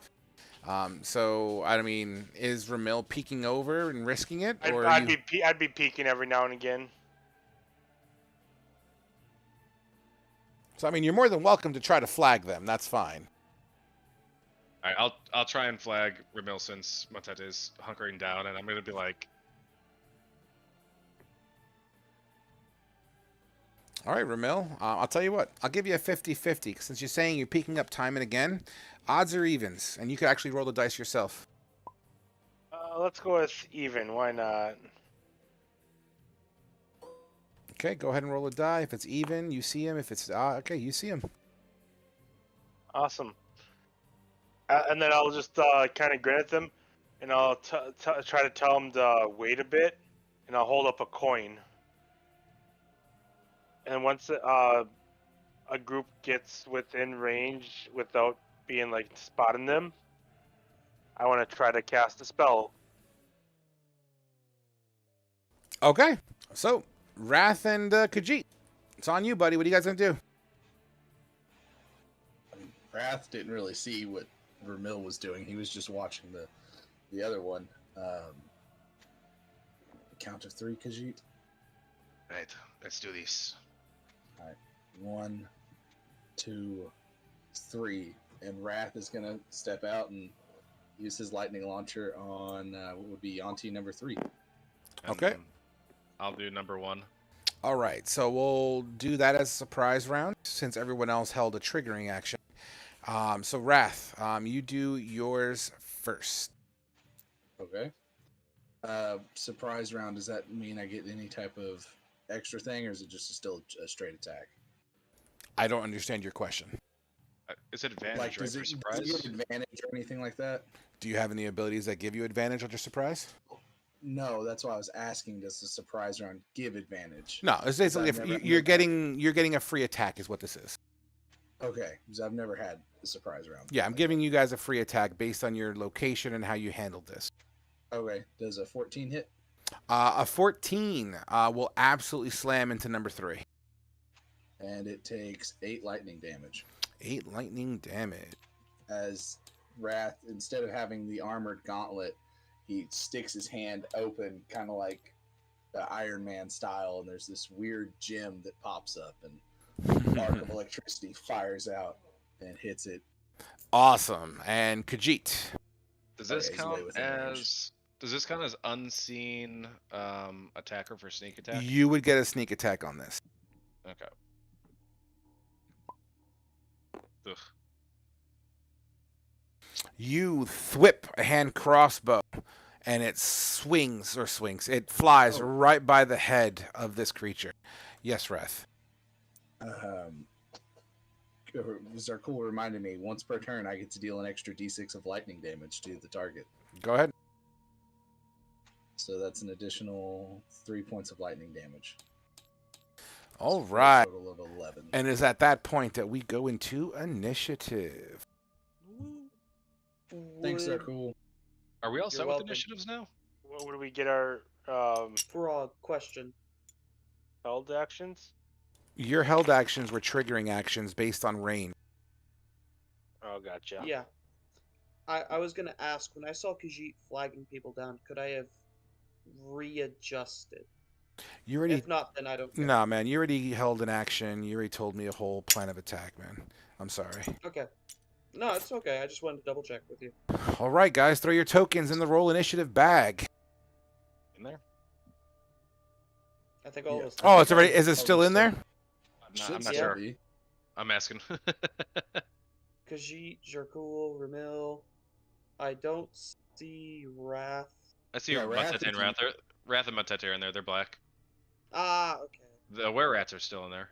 Yeah, I don't know how to change its color. Or the rats. You can right click on it. And you should see shade or something. Yeah, I might not be able to once it's already in the bag, but I can't manipulate the bag while you guys are in it. So there you go. Perfect. No, you're good. So drop that out, drop that out, drop that out. And kill them. All right, so I see Wrath, Motetes are cool, Khajiit, and Ramil. Beautiful. All right, guys, as we go into our initiative for the evening, let's change the music.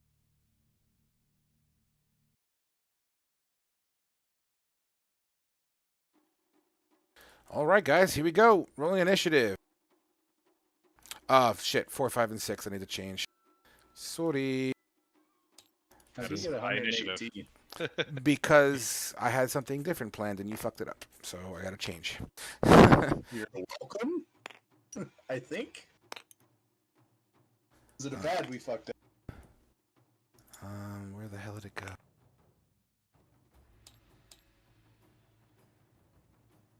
Did we cut another one of your dungeons short? Did we run past another one of your dungeon crawls? 1 second, please. I'm trying to get this updated for you. That was the funniest shit. Poor Kashin. You did tell Wrath to burn the fuckers. Quite Wrath literally. obliged. Wrath obliged. So did Jarkul. Yeah. Oh, come on, Bag. Stop being a dick. There we go. All right, cool. This should work now. Beautiful. Starting with Ramil, as you see this lightning bolt fly out of Rith's wrath, out of Wrath's wrist, slamming into this half quasi snake-like creature, and a crossbow miss completely. You're up. Okay. Damn it, Bruno.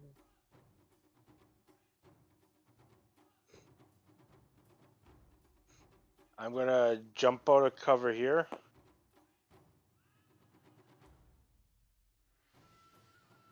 And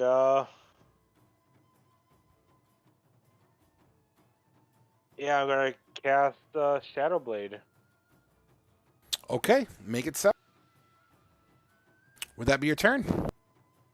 And then as an action, I am going to dash.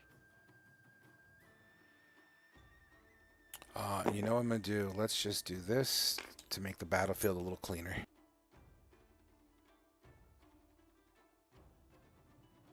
Okay, absolutely. Would that be your turn? Yep. All right, all right, all right. That takes us right into YM number 3, who's the one that got slammed by lightning. Does he suffer any kind of status effects or no? No, it's just lightning damage.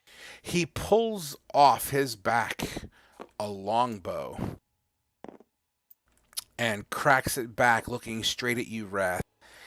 He kind of cracks a snakely, evil smile, and the symbol on his forehead begins to kind of radiate a small little glow of green as his longbow flies, and he seems to kind of notch 2 arrows at the same time as 2 arrows fly in your direction. Okay. A 20 and a 16. The 20 just hits, and the 16 misses. 5 piercing damage slams into you, releasing a toxin that corrodes your gears. You take half of the poison damage, which is 6, so you'll take 3 damage.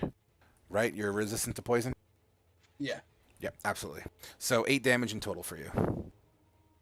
Damn it, and I lose my ability to get temporary hit points. As that happens, the YM, or the Yonti Malicion, what will he do? He's going to dip here and shout really loud into the air, which takes us to YM6. YMCA. Who will also be alerted to what in the holy fuck is going on. What's the range on that bitch? Oh, plenty. He's going to take cover, half cover, behind this little desk over here, and notch 2 arrows and fire it in Ramil's direction.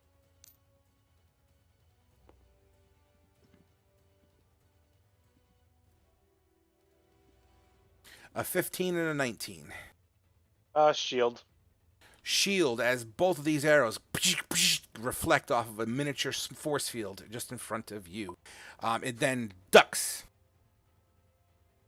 behind the table, getting a good degree of cover there. Next up, we have Zarkul. Do I still see Yuan T6?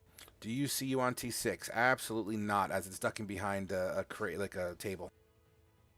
Okay, I was just wondering if my elevation gave me any chance. How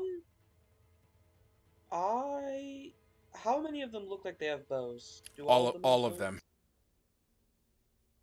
It's a shame. I will cast Spike Growth centered on number 5. Centered on number 5. Absolutely, that's the same thing from. Actually, 4. 4. Try Okay. and block as much as the road since they are making noise to call for backup. All right, 1 second. Let me center this bitch properly. Beautiful. Is that sufficient? Yes, sir. All right, all right. As from underneath their feet, these desert kind of prickly pear / jumping choyas. If you don't know the breeds of those plants, you're missing out. As they begin to break through the ground cover, creating this, it's basically forms of cactuses that kind of just spike the whole road and ground in that location. Would that be your turn? I'll use my bonus action to use Starry Form for using a wild shape. Fantastic. Do me a favor, and can you link your wild growth, please? I just did. All right, beautiful. 1 second. Wild growth? I don't see it. Oh, you mean Spike Growth? Okay, yeah. Or spike growth, yeah.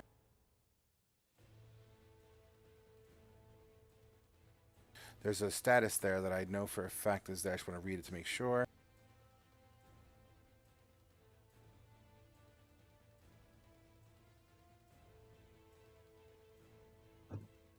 Okay. Okay, so they see it. All right, cool. Next up then, I'm assuming that's your turn?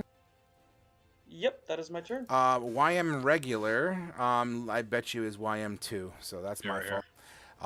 Who will, upon hearing what's going on, Ramil, 1 or 2? 2. I don't know. Well, odds are even, so evens for you, odds for Zarkul. Odds for Zarkul. You can see me? As number, yeah, you just fucking casted a spell from the top of a roof. Yes, but like it doesn't originate from me. It is a verb. It is a verbal component. But I wouldn't be that loud. All right, never mind. He shoots at Ramil.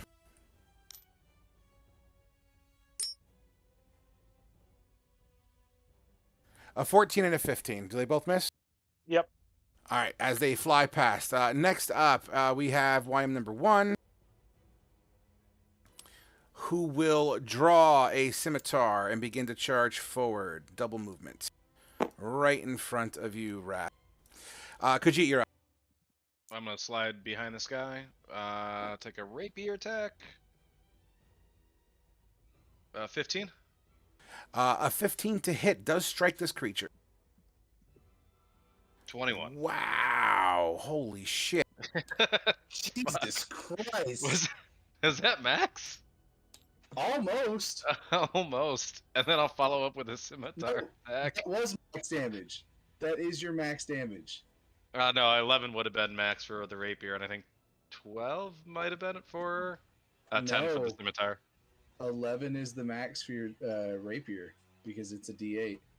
As your rapier slinks into the back of this creature, you could definitely hear him feel that sting slide through his back. Your rapier literally sinks in like a good 3 fucking inches, man, at least, as it pierces through the tough hide of scales on his back. All right, how much movement was that? So I'll say 15, 25, and then I'll slide back over here. I assume trying to gain as much cover as possible. Yes, Okay. and then I'm gonna like duck down behind the barrels. 100%, 100%. Which brings us to Motete. Okay, so I am going to cast Firebolt. Ignis Ristorante. And I should have advantage because I'm invisible. And I'm going to shoot the guy that Khajiit is next to. Shoot the guy that Khajiit's next to. Absolutely, you're gonna have to move away from the crates to do that. Yeah. And then when I do that, then I duck back behind the crates, Okay. and then I'm going to cast I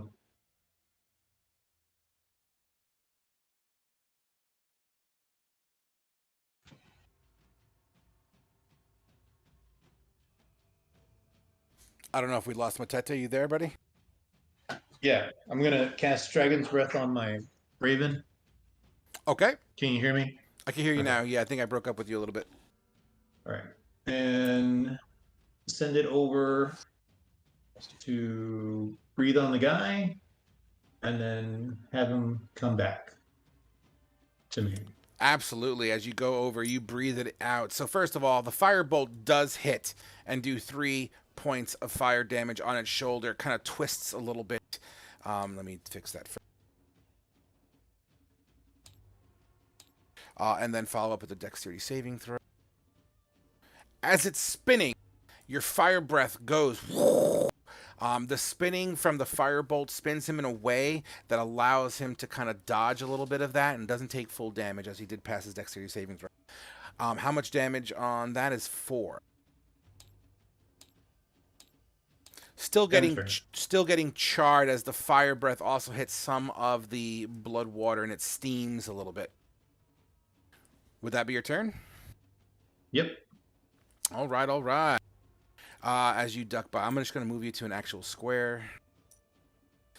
There it is. All right, cool. So YM4, all the way back here, will pull up his longbow.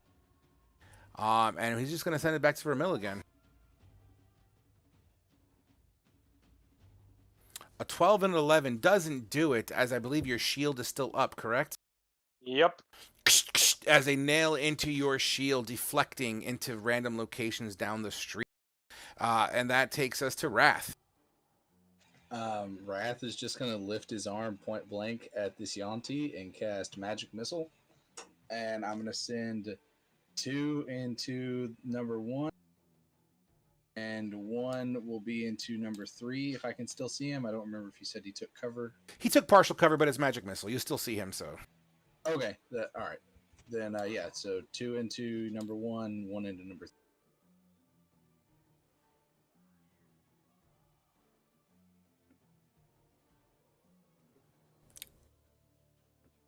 Boom, boom, boom. So the first one takes 7, second one takes 5. Beautiful. As the dude in front of you, as you hold your hand cannon up and point blank, boom, boom.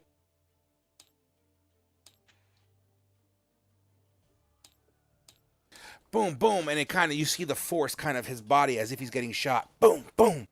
And then the third one kind of whizzes under the armpit of the one that you were aiming for in the front, and it's boom, nails the guy behind some crates here, who also reacts as if he got shot by a 9mm. Would that be your turn? Yeah, that'll be my turn. All right. That brings us to Yahtzee number 5, who will also peel up a bow and send 2 more towards Vermil. A 10 and a 21. The 21 will barely hit. 21 sinks and it cracks through. So basically the other arrows weaken this force field, and this last one just had enough force behind it to push through, shattering it like magical glass, and it sinks into your body for 6 piercing damage. And then you believe you feel a burn begin to radiate under your skin for an additional 6 points of poison damage.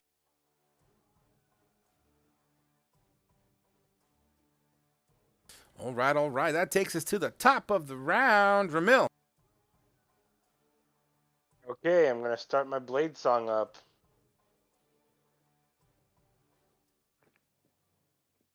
And Absolutely. go after this guy here with Shadow Blade. The +1, so. Got a question. Is this dim light with the storm? No, it still has light. It's just as if it was a very cloudy day, and instead of that dark gray, you have more of a sandy tone Okay, I atmosphere. wasn't sure if it'd be considered dim light, so. You So a swing 10? with a Yeah. 10. Does not do it, as this Yuan-Ti is quite mobile. He spins around, and you miss completely. Would that be your turn? Yep. All right, Yuan-Ti number 3. I believe he's the one ducking and covering. Will...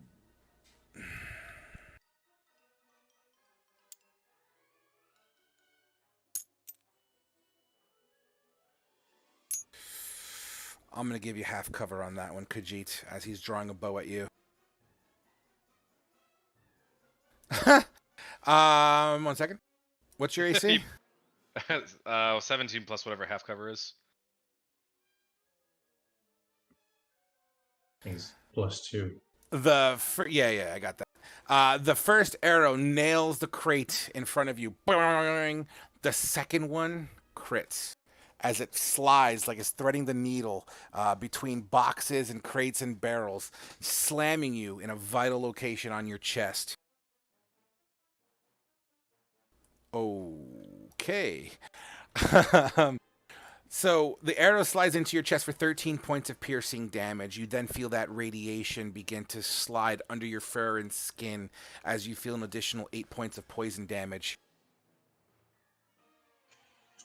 What? Massive hit. Ouch. Absolutely wonderful. Yuan-Ti number 6 is down here.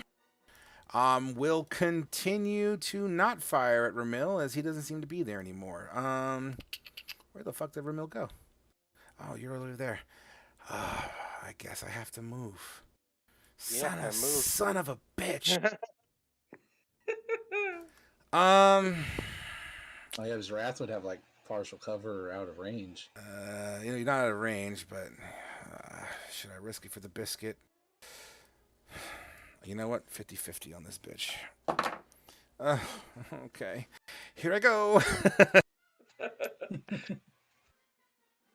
I believe that's the wrong one because it's 6. Give me 2 counts of your damage there. 2 squares of damage. Yeah, you moved the wrong one, Frog. Oh, mother heifer. I'm sorry. Six is right here. Oh, mother heifer. Oh, he's not even. He's cool, bro. He's fucking cool. It's the other ones that are gonna suck. But he will absolutely leap over this kind of thing to get a better view on Wrath, which is now within range and view, and will take 2 shots at Wrath. And it doesn't fucking matter as these arrows fly off into the distance, nailing random crates and whatnots further down the road there. Now, that brings us to Zarkul. Do I see 6 or is that building blocking him enough that I can't? Yeah, no, you can't see him, unfortunately. There's too much line of sight there. Alrighty. Then I don't like the fact these guys are firing at us. I'm gonna shoot at Yuan-Ti 5 with a guiding bolt. Do it. Then follow it up with my Archer Constellation. Do it. A 14 is just enough to smack for 19. Holy fucking ball. Good God. Jesus. And I have advantage because of guiding bolt. Thank God you had Damn it. advantage. I don't think a 13 does it. This it does. A 13 does, as your archer, a little miniature star fucking, what is it? A shooting star kind of thing, right? Yeah, shooting star, basically like an arrow that's made out of a star. Gets launched from my hand. And it kind of sinks into the belly of this creature and then evaporates. And then I jump down because I don't want to get shot. Absolutely. You say I can get to right here? I mean, you have a climb speed, so let's say that rooftop is, let's go with 15 feet. Okay, so 15. There. All right. And you would absolutely break line of sight from these down the street archers, 100%. All right. Oh yeah, I'm definitely gonna get shot. I assume. Don't worry, I know. I assume you're done there.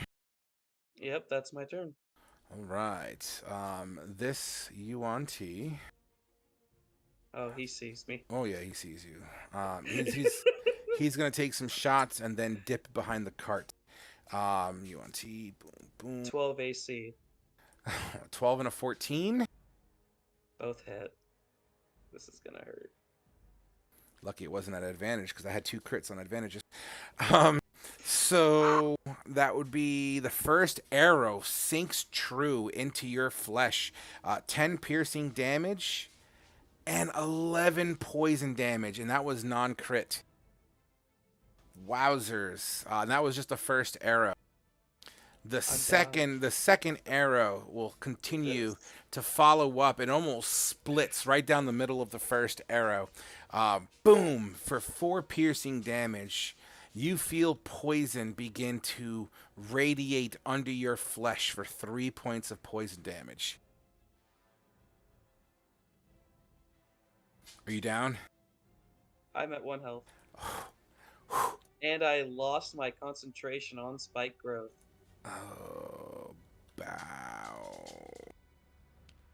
Get this fucking spell out of here. Darkhold, this is why you can't be the front line. Oh, I yeah, can. I but forgot to I make just my need con to save. not be this way. Yeah, I would have made it. So I'm good. Absolutely. So that happened. Absolutely. That poison under your flesh just radiates and it burns. Number 1, who's in a pretty tough spot. Oh, what is he gonna do? What is he gonna do? Okay. With his scimitar, Ramil, actually Wrath, you pick this time. Odds or evens? Evens. He spins to face Ramil, God dang it. scimitar in hand. And as he's spinning, he's trying to basically haymaker a scimitar attack. With a 21 to hit. 6 slashing damage. No, sorry, 4. The advantage was a crit and it added the... So just 4. But then... opens up his mouth and you see these 2 serpentine fangs begin to chomp down in your direction.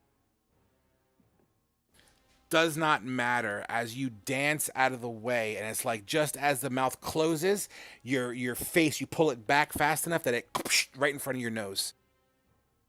Okay, concentration. I'm good yet. Beautiful. Which takes us now to YM1. No, that was YM1. Blah blah blah. Khajiit. All right, coming in with the rapier. 18. Absolutely hit. 17. Oh yeah. That's the second time in a row you've got damage on your sneak. This creature is bleeding out of the wound in his back, and now that you put one in his side, which is not that far off, boom. He's definitely pouring blood. The blood looks like a mixture between snake blood and human blood. Following up with 4 more slashing with the scimitar. Oh, Lord have mercy. Fuck your creatures. This creature's looking horrible. Barely standing. He still has some fight in him, but it doesn't seem like he's doing much. Would that be your turn, Khajiit? No, I'm going to move. So that was 10 feet over there, right? From the box, 10 feet? All right, sure. So 30 feet. I mean, we've laid into these guys that one guy pretty hard. And he's taken a lot of damage. Yeah, we haven't even killed him yet. Yeah. Yeah. I'm going to feline agility over here and hunker down. Absolutely. Does that invoke an attack of opportunity, or you don't get that? I'm mobile, so if I hit him, I don't get any opportunity. Beautiful. Thank you. All right, Motete, you're up, buddy.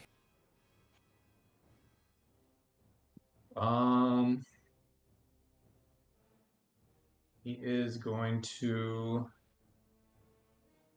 Toll of the Dead on that one guy. next to Ramil. Okay. I believe, what is that, a wisdom save? Yep. Oof, I rolled a 13. What's your DC? 14. Beautiful. Kill it. Well, do damage. Okay. Good old D12. Woohoo. Roll over a 10. Oh, 8. Okay. I'm gonna send my Raven. Finish the job. Is there any way you can hit it without hitting me or Ramil? If the raven Yeah. gets close enough, the cone will fly past you. Like, if see where my black hand is here, that square? Yeah. If it gets close enough, you should be able to. Okay. And Okay. honestly, even if I pass or fail that deck save, he's a dead goner. So, as this creature is holding its ears, how does the raven kill him? It swoops down and like it starts breathing fire, and it breathes fire right in its face as it like does a little dive bomb, and then it flies away.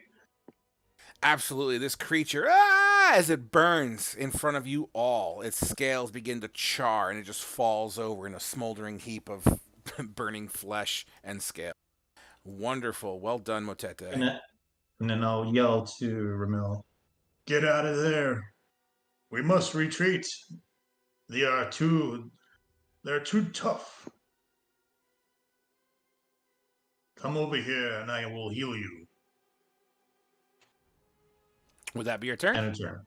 Yep. All right. Taking us to number 4, who is down that way.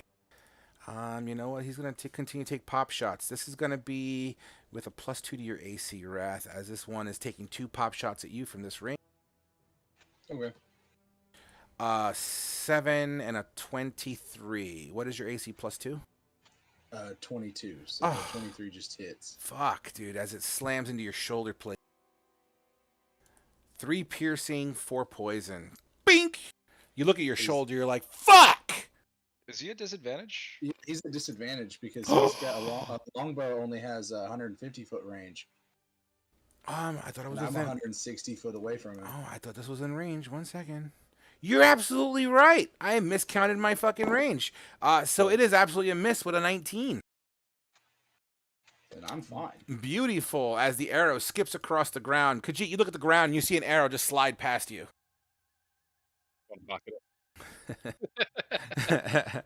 All right, so that was number 4. That takes us to Wrath. Yeah, I'm going to tell Ramil the same thing and yell back to Zarkul to run. And then I'm going to move towards number 3.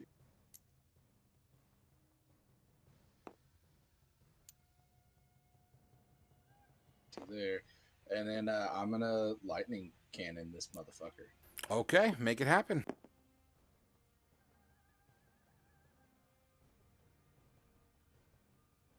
18. 18 absolutely smacks into this creature.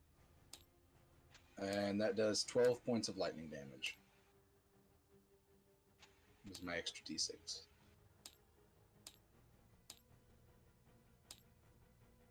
And this creature rears back with the shock of your lightning. Kind of yelps a little bit. Would that be your turn? Yeah, because I don't think I have any more movement. All right. One second.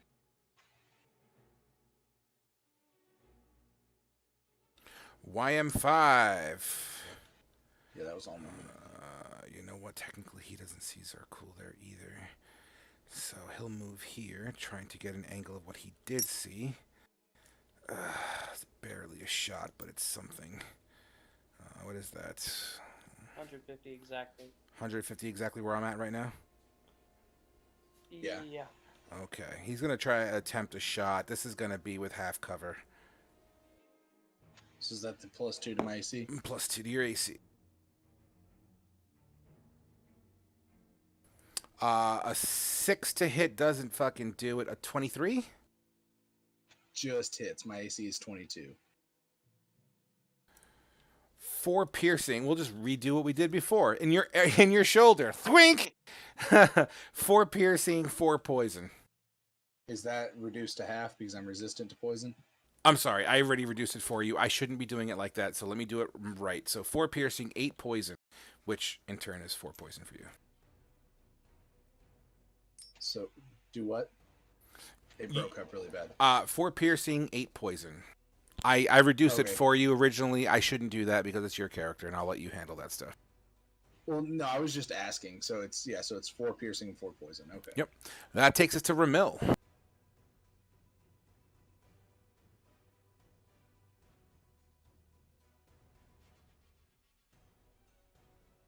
Ramil, you there?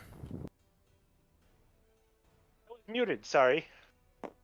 Ramil's colors kind of would be like flashing a little bit as he's looks like he's trying to change, but he can't yet, and he's Okay. actually just gonna rush this guy. Okay, make it happen, buddy. The fuck? With a 9, as you're flashing and kind of trying to get what you can, he just falls short, man. Your accuracy with the sand blowing around, it's just not doing it. Would that be your turn? Yeah, that'd be it. Bummer, dude. YM3 is going to turn around. Oh boy. Yeah, dude, he's going to send it. He's... Did you just crit him? Oh no. Fuck. Oh no. Is Ramil like dead now? No, these guys don't do that kind of damage. But this scimitar attack only did 4 plus 4 with the crit. That's 8 damage total. Sir, didn't they almost one-shot Zarkul? That was actually 2 volleys, I believe. No, it was because of crit. It was. And their arrow actually hits much harder than their scimitar for some random reason. Nevertheless, so yeah, man. So you take a slash across your belly. You hold your belly as you begin to tilt forward, Ramil, and fall to the floor. He will take. Blade Go ahead. disappears. The blade disappears. Short. The Yuan T will then charge with his mouth open, trying to bite down on Wrath because that makes sense. Doesn't quite do it as you use your shield to block its face. That takes us to number 6, who's also down here out of the fucking way out yonder. I mean, the hell with it. I guess he's just trying to get what he can get, right? He will move to right around here. I mean, honestly, that's barely what he can see on Wrath. The fountain is sort of in the way. I'm going to give you plus 4 to your AC on this one. Okay. Because that would be fair, and it doesn't matter. These fucking arrows get taken away in the wind. Yeah, they're like wicked out of the way. It was a horrible shot. That takes us to Zarkul. I am going to turn into a black bear. A black what? Black bear. Right. That's a token. Unless you'd rather me turn into a wolf. You play whatever Whatever's you easier want for to you. play. I could find. I'm pretty sure I have a black bear token. Just pretend you're a black bear for the moment. What are you gonna do? Do I notice Ramil get taken down? You tell me. Does it look like you have line of sight of that? No, but I know everybody's trying to retreat, so I'm gonna run this way. They have a 40 movement, right? Check.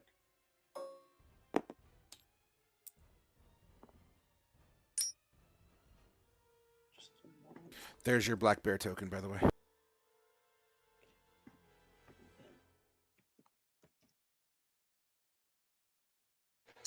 Actually, sir, that's a grizzly bear.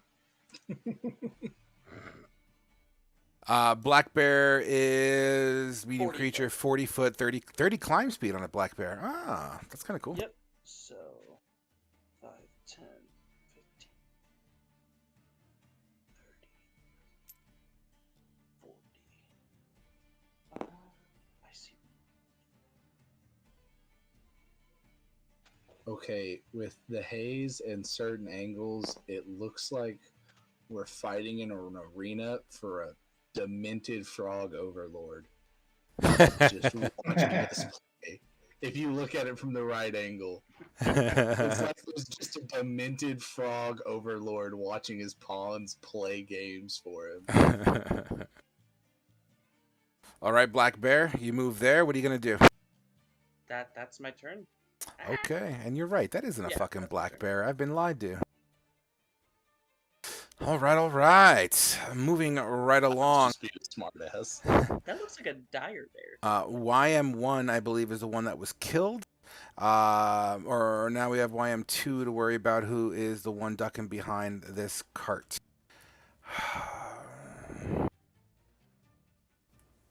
You know what he's going to do? He's going to move out to the center of the town here, or the center of the square, and pull off of the back of his belt what looks to be this snake horn and begin to blow it. Woo! And that's his turn. That takes us to... So YM1 is dead. Khajiit, you're... Right.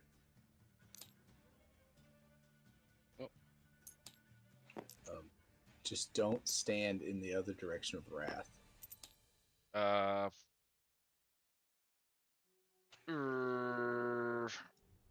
I mean, that's metagaming. You've seen Wrath do Thunder Wave before. Yep, but that's metagaming. I'm going right to the side of him and rapiering him. Do it to it. 10. Ugh. 10 does not do it as he parries it away. 11. 11 doesn't do it as he does a cool double parry. Plink, plink. And that's my turn.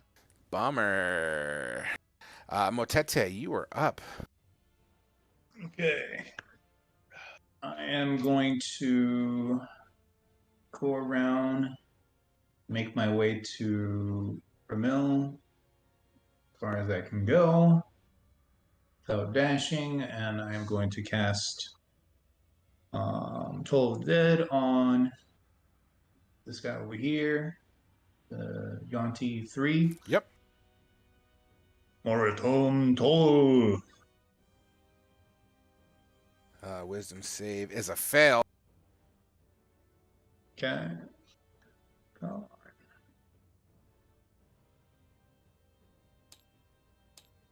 Easily 3 damage. You And could see his ear holes begin to kind of bleed a little bit. Okay, and then Dragon's Breath. Dragon's Breath. Nasty fucking spell. How many times can you cast that fucking thing?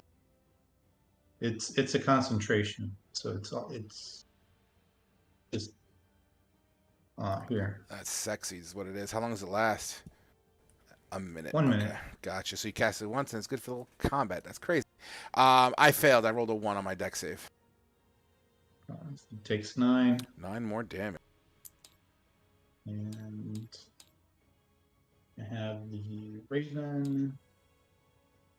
So over here. Oh, that's dope. And that's end of my turn. All right, all right. That takes us to YM4, who I believe is down here, and will charge forward. He drops the bow on the floor and pulls out his scimitar and begins to charge forward. That takes us to Wrath. Wrath is gonna move a little bit, staying within contact to this guy to right here beside Khajiit.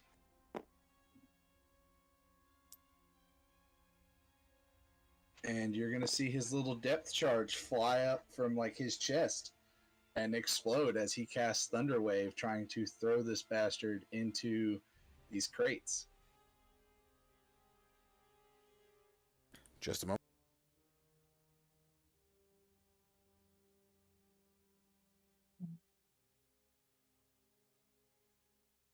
I always find it Just weird that checking something out real quick.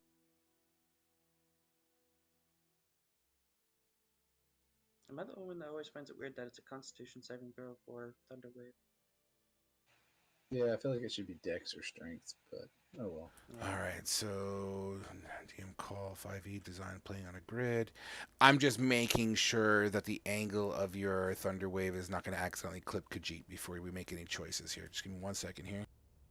Yeah. So if you're on that grid there, it says based on the majority of DMs that see, it's because it covers most of the grid. You know what? No. I'm going to make it a call. It's fucking diagonal. I see what you're attempting. You would angle in a way that it wouldn't hit Khajiit, especially if you're out in the open like that. So I'll let it happen. Yeah. So, yeah, that's the rule of cool right there. So DC save Dex 14. It's a con 14. Or con, I'm so sorry. With a 12, doesn't quite do it. Thank God. All right, so he gets yeeted at Mock Jesus 15 feet back into these crates, and also takes 2d8 thunder damage. Absolutely. Go ahead, roll your damage first before we do anything. Do I get a bonus for saying Mock Jesus? Nah, not at all. But you get brownie points.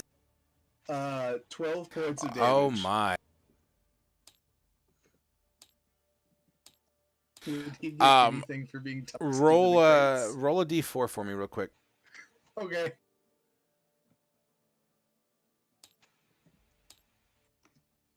Two. Oh, and everybody's eardrums are ringing as there's a loud, thunderous boom. This loud, It can be heard out thunderous to boom 300 feet. nails this dude, and it slides him back 15 feet, crashing into crates and everything there. He literally, it's like something out of a movie where he just sinks into this pile of debris as just splinters fly out and kind of get lost into the wind in this area.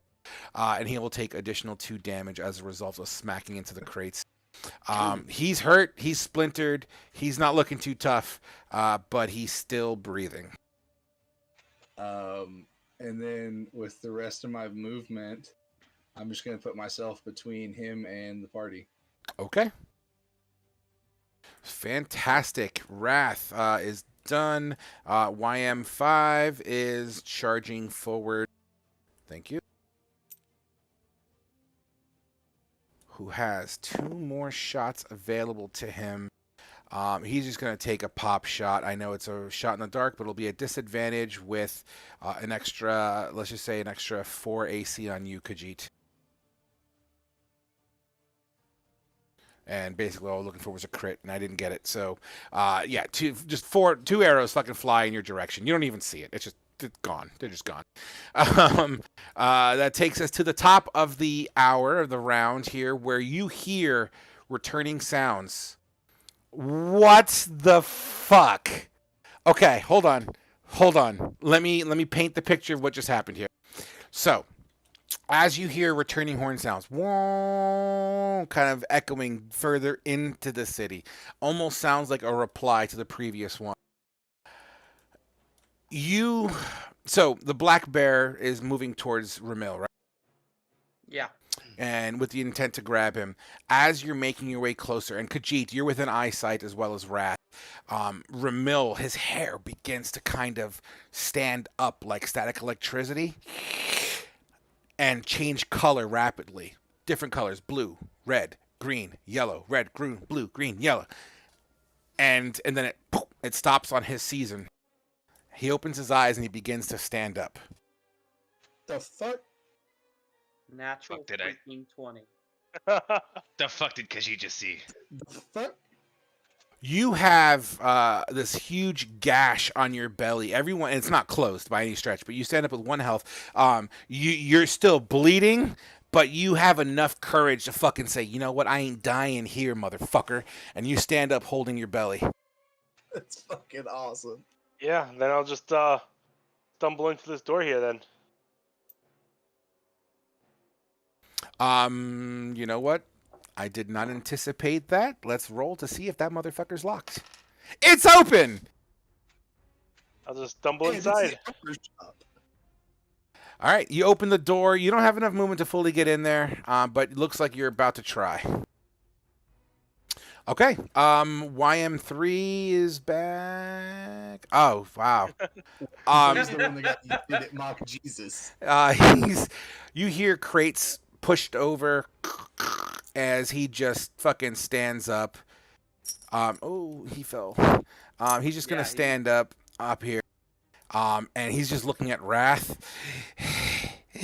and holds his blade up, ready for the next part of the battle. 6. Who he's out of ammo. He is not. He has. Shit. Yeah, he's gonna hold on to it. He puts his longbow on his back, and as he's charging forward, pulls out his scimitar. Zarkul, you're up. I'm going to be assisting Ramil. Okay. And basically being his bodyguard. Okay. Fantastic. Would that be your turn? Yes, it will be. YM is. We must flee the scene. If they see us go into that building, they'll swarm us. We must lose them. Tete's right. Y'all run.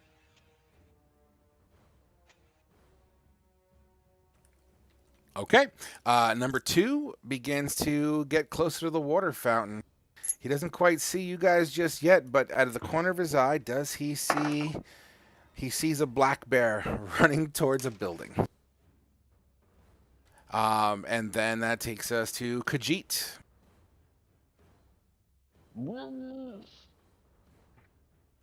I will. Yes. The fuck? I'm gonna slide back here, pull out my longbow, take a pop shot here at number 3. Oh, dude, sweet. It's not gonna have sneak attack because he is further than 5, but yeah, I roll sneak attack, but you can that's okay. disregard I'll disregard it. Yeah. 9. Okay. I'll tell you what. How do you kill him?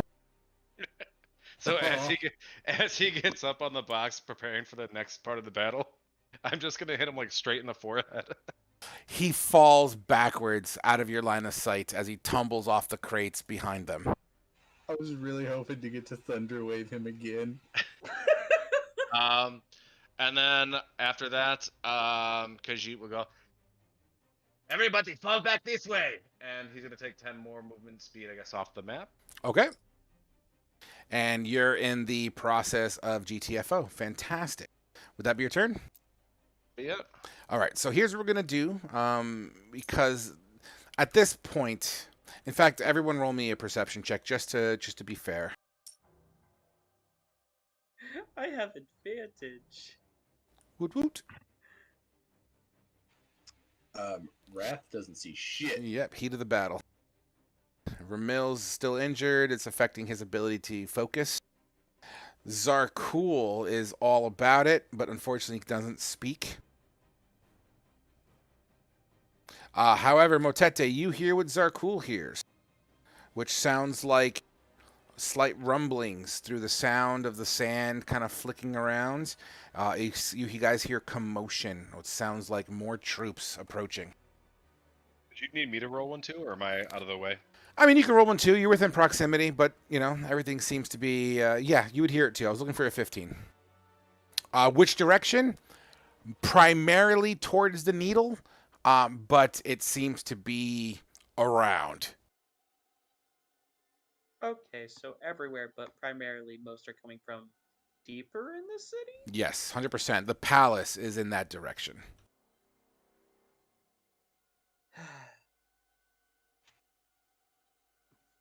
Does Ramil mount the black bear?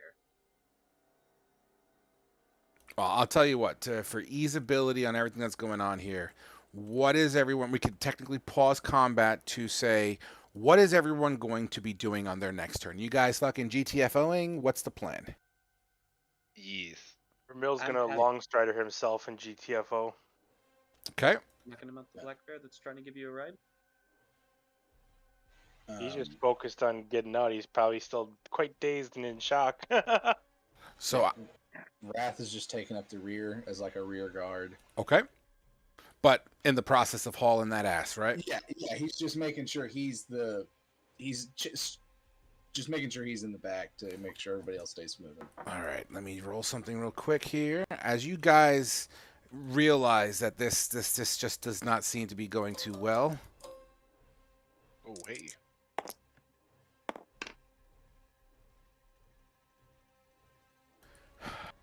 You gain distance, or rather, you put distance between you and them.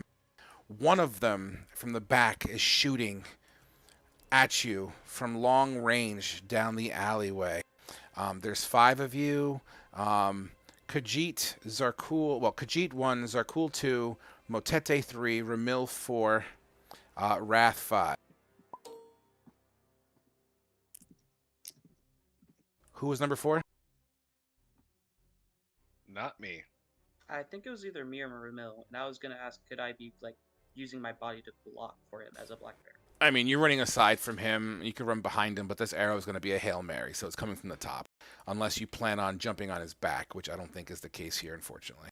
It doesn't matter, because right next to you, Mr. Black Bear, an arrow shatters on the ground next to you. You hear talking in Abyssal as the chase is happening.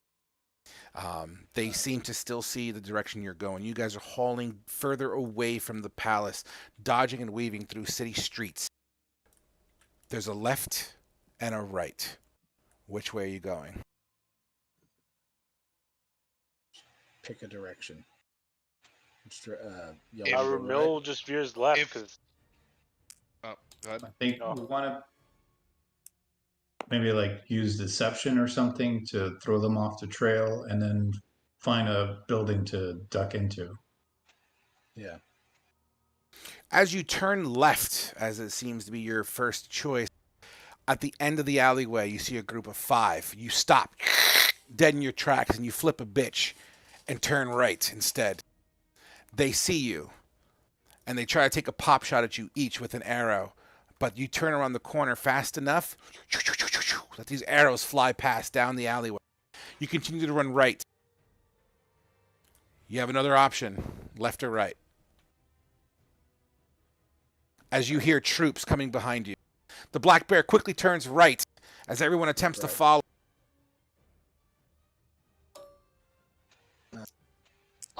Since there's troops behind us, I was just gonna lob, like, I've got 300 foot on my lightning launcher. But let me rephrase. So by behind you, you hear them still in pursuit. In other words, you haven't lost them yet.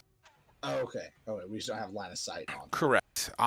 This alleyway is longer than the average. It's very, very tight. I'd say 10 feet across. It has a canopy of tarps and linens that kind of like covering windows and stuff. That little fucking the awnings type of scenario here. It is a very narrow alleyway, and there's 4 doors, 2 on the left, 2 on the right. I'm gonna try the first one on the left. You get to the first one on the left. Doesn't open. Try and kick in the door on the next one beside it. The next one beside it, which is about 10 to 15 feet further down. You go in. Give me a strength check.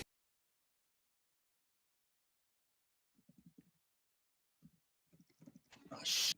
My armor.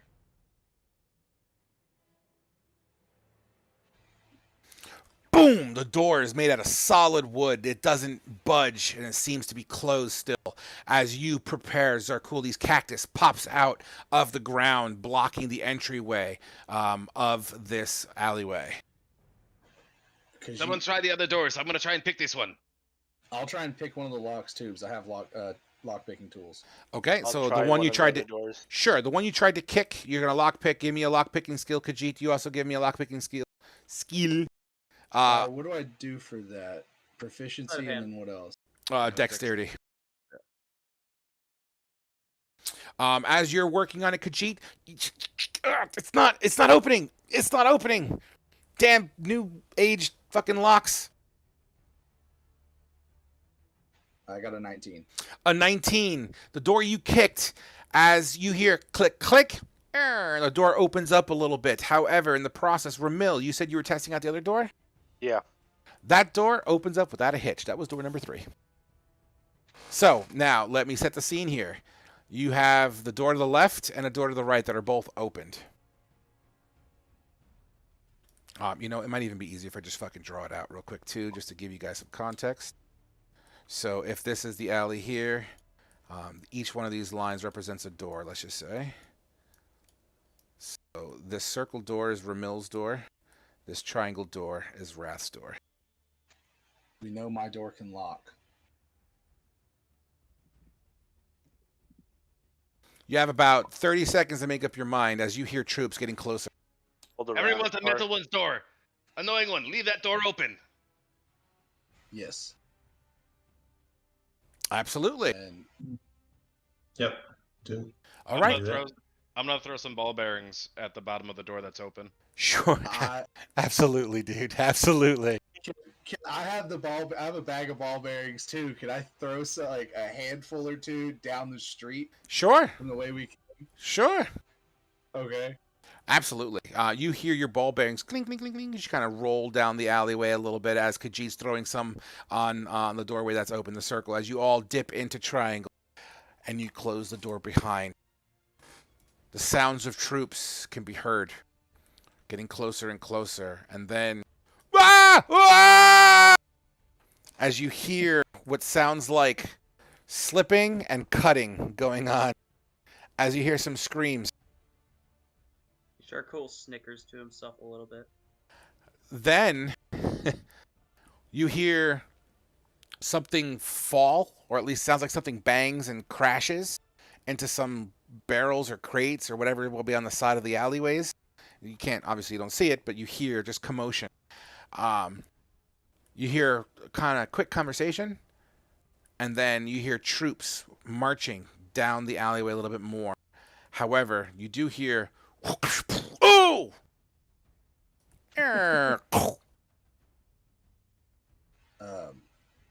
And then so, go ahead.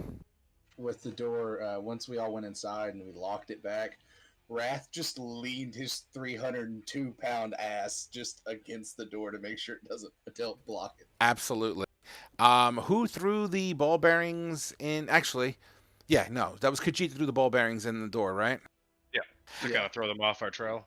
Yeah, so that was that, and then Wrath threw ball bearings down there, and Khajiit, fucking Wild Growth, whatever, fucking, so cool. The three people that put proactive things on the ground, each one of you guys roll me a deception check and give me the average. Nice. Ooh. Nice. Okay. Someone quick, give me the math on that average, please, while I figure something out here.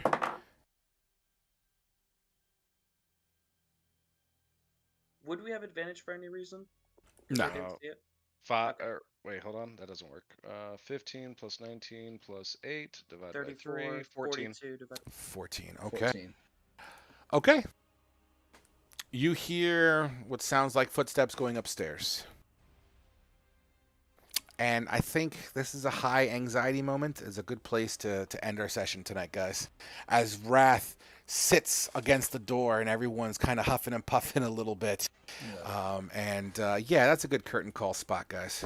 Mill just slumps against the wall with his gut cut open. I'm never changing from the Guardian mode again.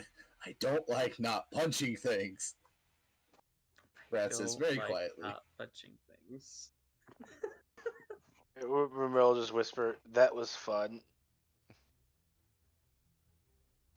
Khajiit, I really wanted to thunder wave that second guy again. Khajiit stabs things. What do you want? You stabbed him from a distance. If we survive this, we cannot attack these creatures. They are very sturdy. That's for sure. All right, guys, if you want to grab your initiative tokens and throw them in your global bag, that would be great, or however you wish to do it. I don't mind. How do we grab grabbed them all of ours, out guys. of the bag? Okay. I already did it.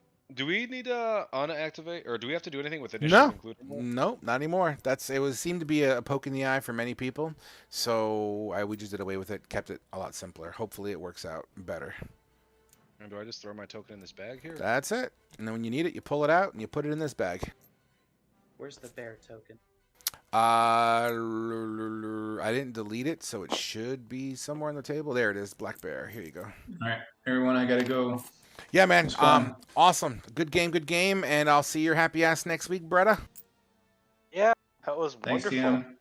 All right, nice one today. Take it easy. Ribbit. I love almost dying. Night. Ribbit.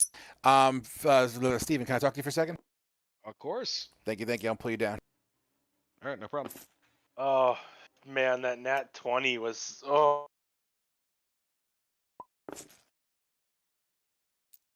Check 1, 2.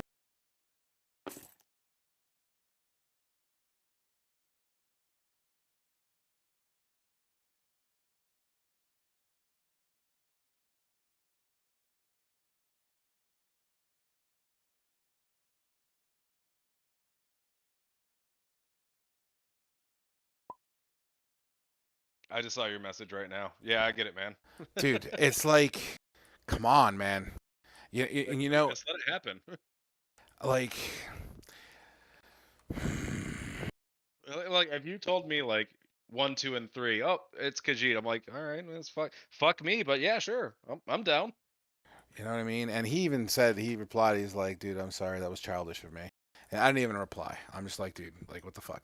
You know, and it's just like, like, so what, you know? Yeah, who cares? I mean, yeah, if your guy dies, it's part of the story. It's not even death. They wouldn't have killed him. No, I know, but like even like I love playing things where it's like you save as you go and you can't like reload because like your decisions are your decisions. I love games like that. It just irritated me, man, because I between I mean, yeah, I mean I was kind of getting, I mean I felt the metagaming pull with fucking Wrath. He's like, I'm gonna Thunderwave. I'm like, that's just completely fucking metagaming. Now I'm just gonna do this just cause. yeah, call him out on it. 100%. 100 fucking Yeah. percent. I'm just like, I'm not, no. I don't have psychic knowledge of what you're gonna be doing. Now, granted, the possibility of having a talk during combat is a thing. Oh yeah. Sorry, I didn't mean to cut you out there. No, you please. I made my point. Oh yeah, no. I mean, if he's gonna like use his turn, just like back the fuck up, I'm gonna Thunderwave. Then yeah, that's cool. But like, if you're during my turn and just be like, I'm gonna Thunderwave him, it's like, I mean, no. But anyways, what's going on with your job? He said I'll hear tonight or tomorrow, so I'm guessing tomorrow whether I got it or not. Only 3 applicants. Did I tell you anything about the interview? No, I got really fucking busy last week and That's we all didn't have good. time to tag up. What's going on? So the interview was different. Okay. It was virtual, you said, right? It was virtual. I basically set up a section of my wall where there was nothing on it, so I had like a backdrop of my wall. Yep.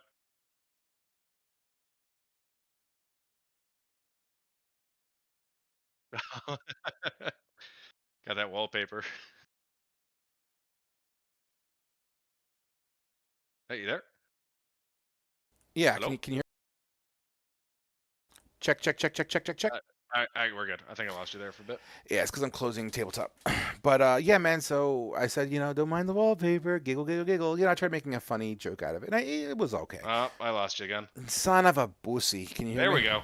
Yeah, I can hear you now. So so here's how it went. Awkwardly, he's like, I don't give a fuck about your resume. Cutting out again. Just a moment. Hello? It's my fault. Just give me 1 second here. There you go. You should be able to hear me. All right, sounds good. Yep. So he's like, I don't give a fuck about your resume. That's the first thing he said. I don't give a fuck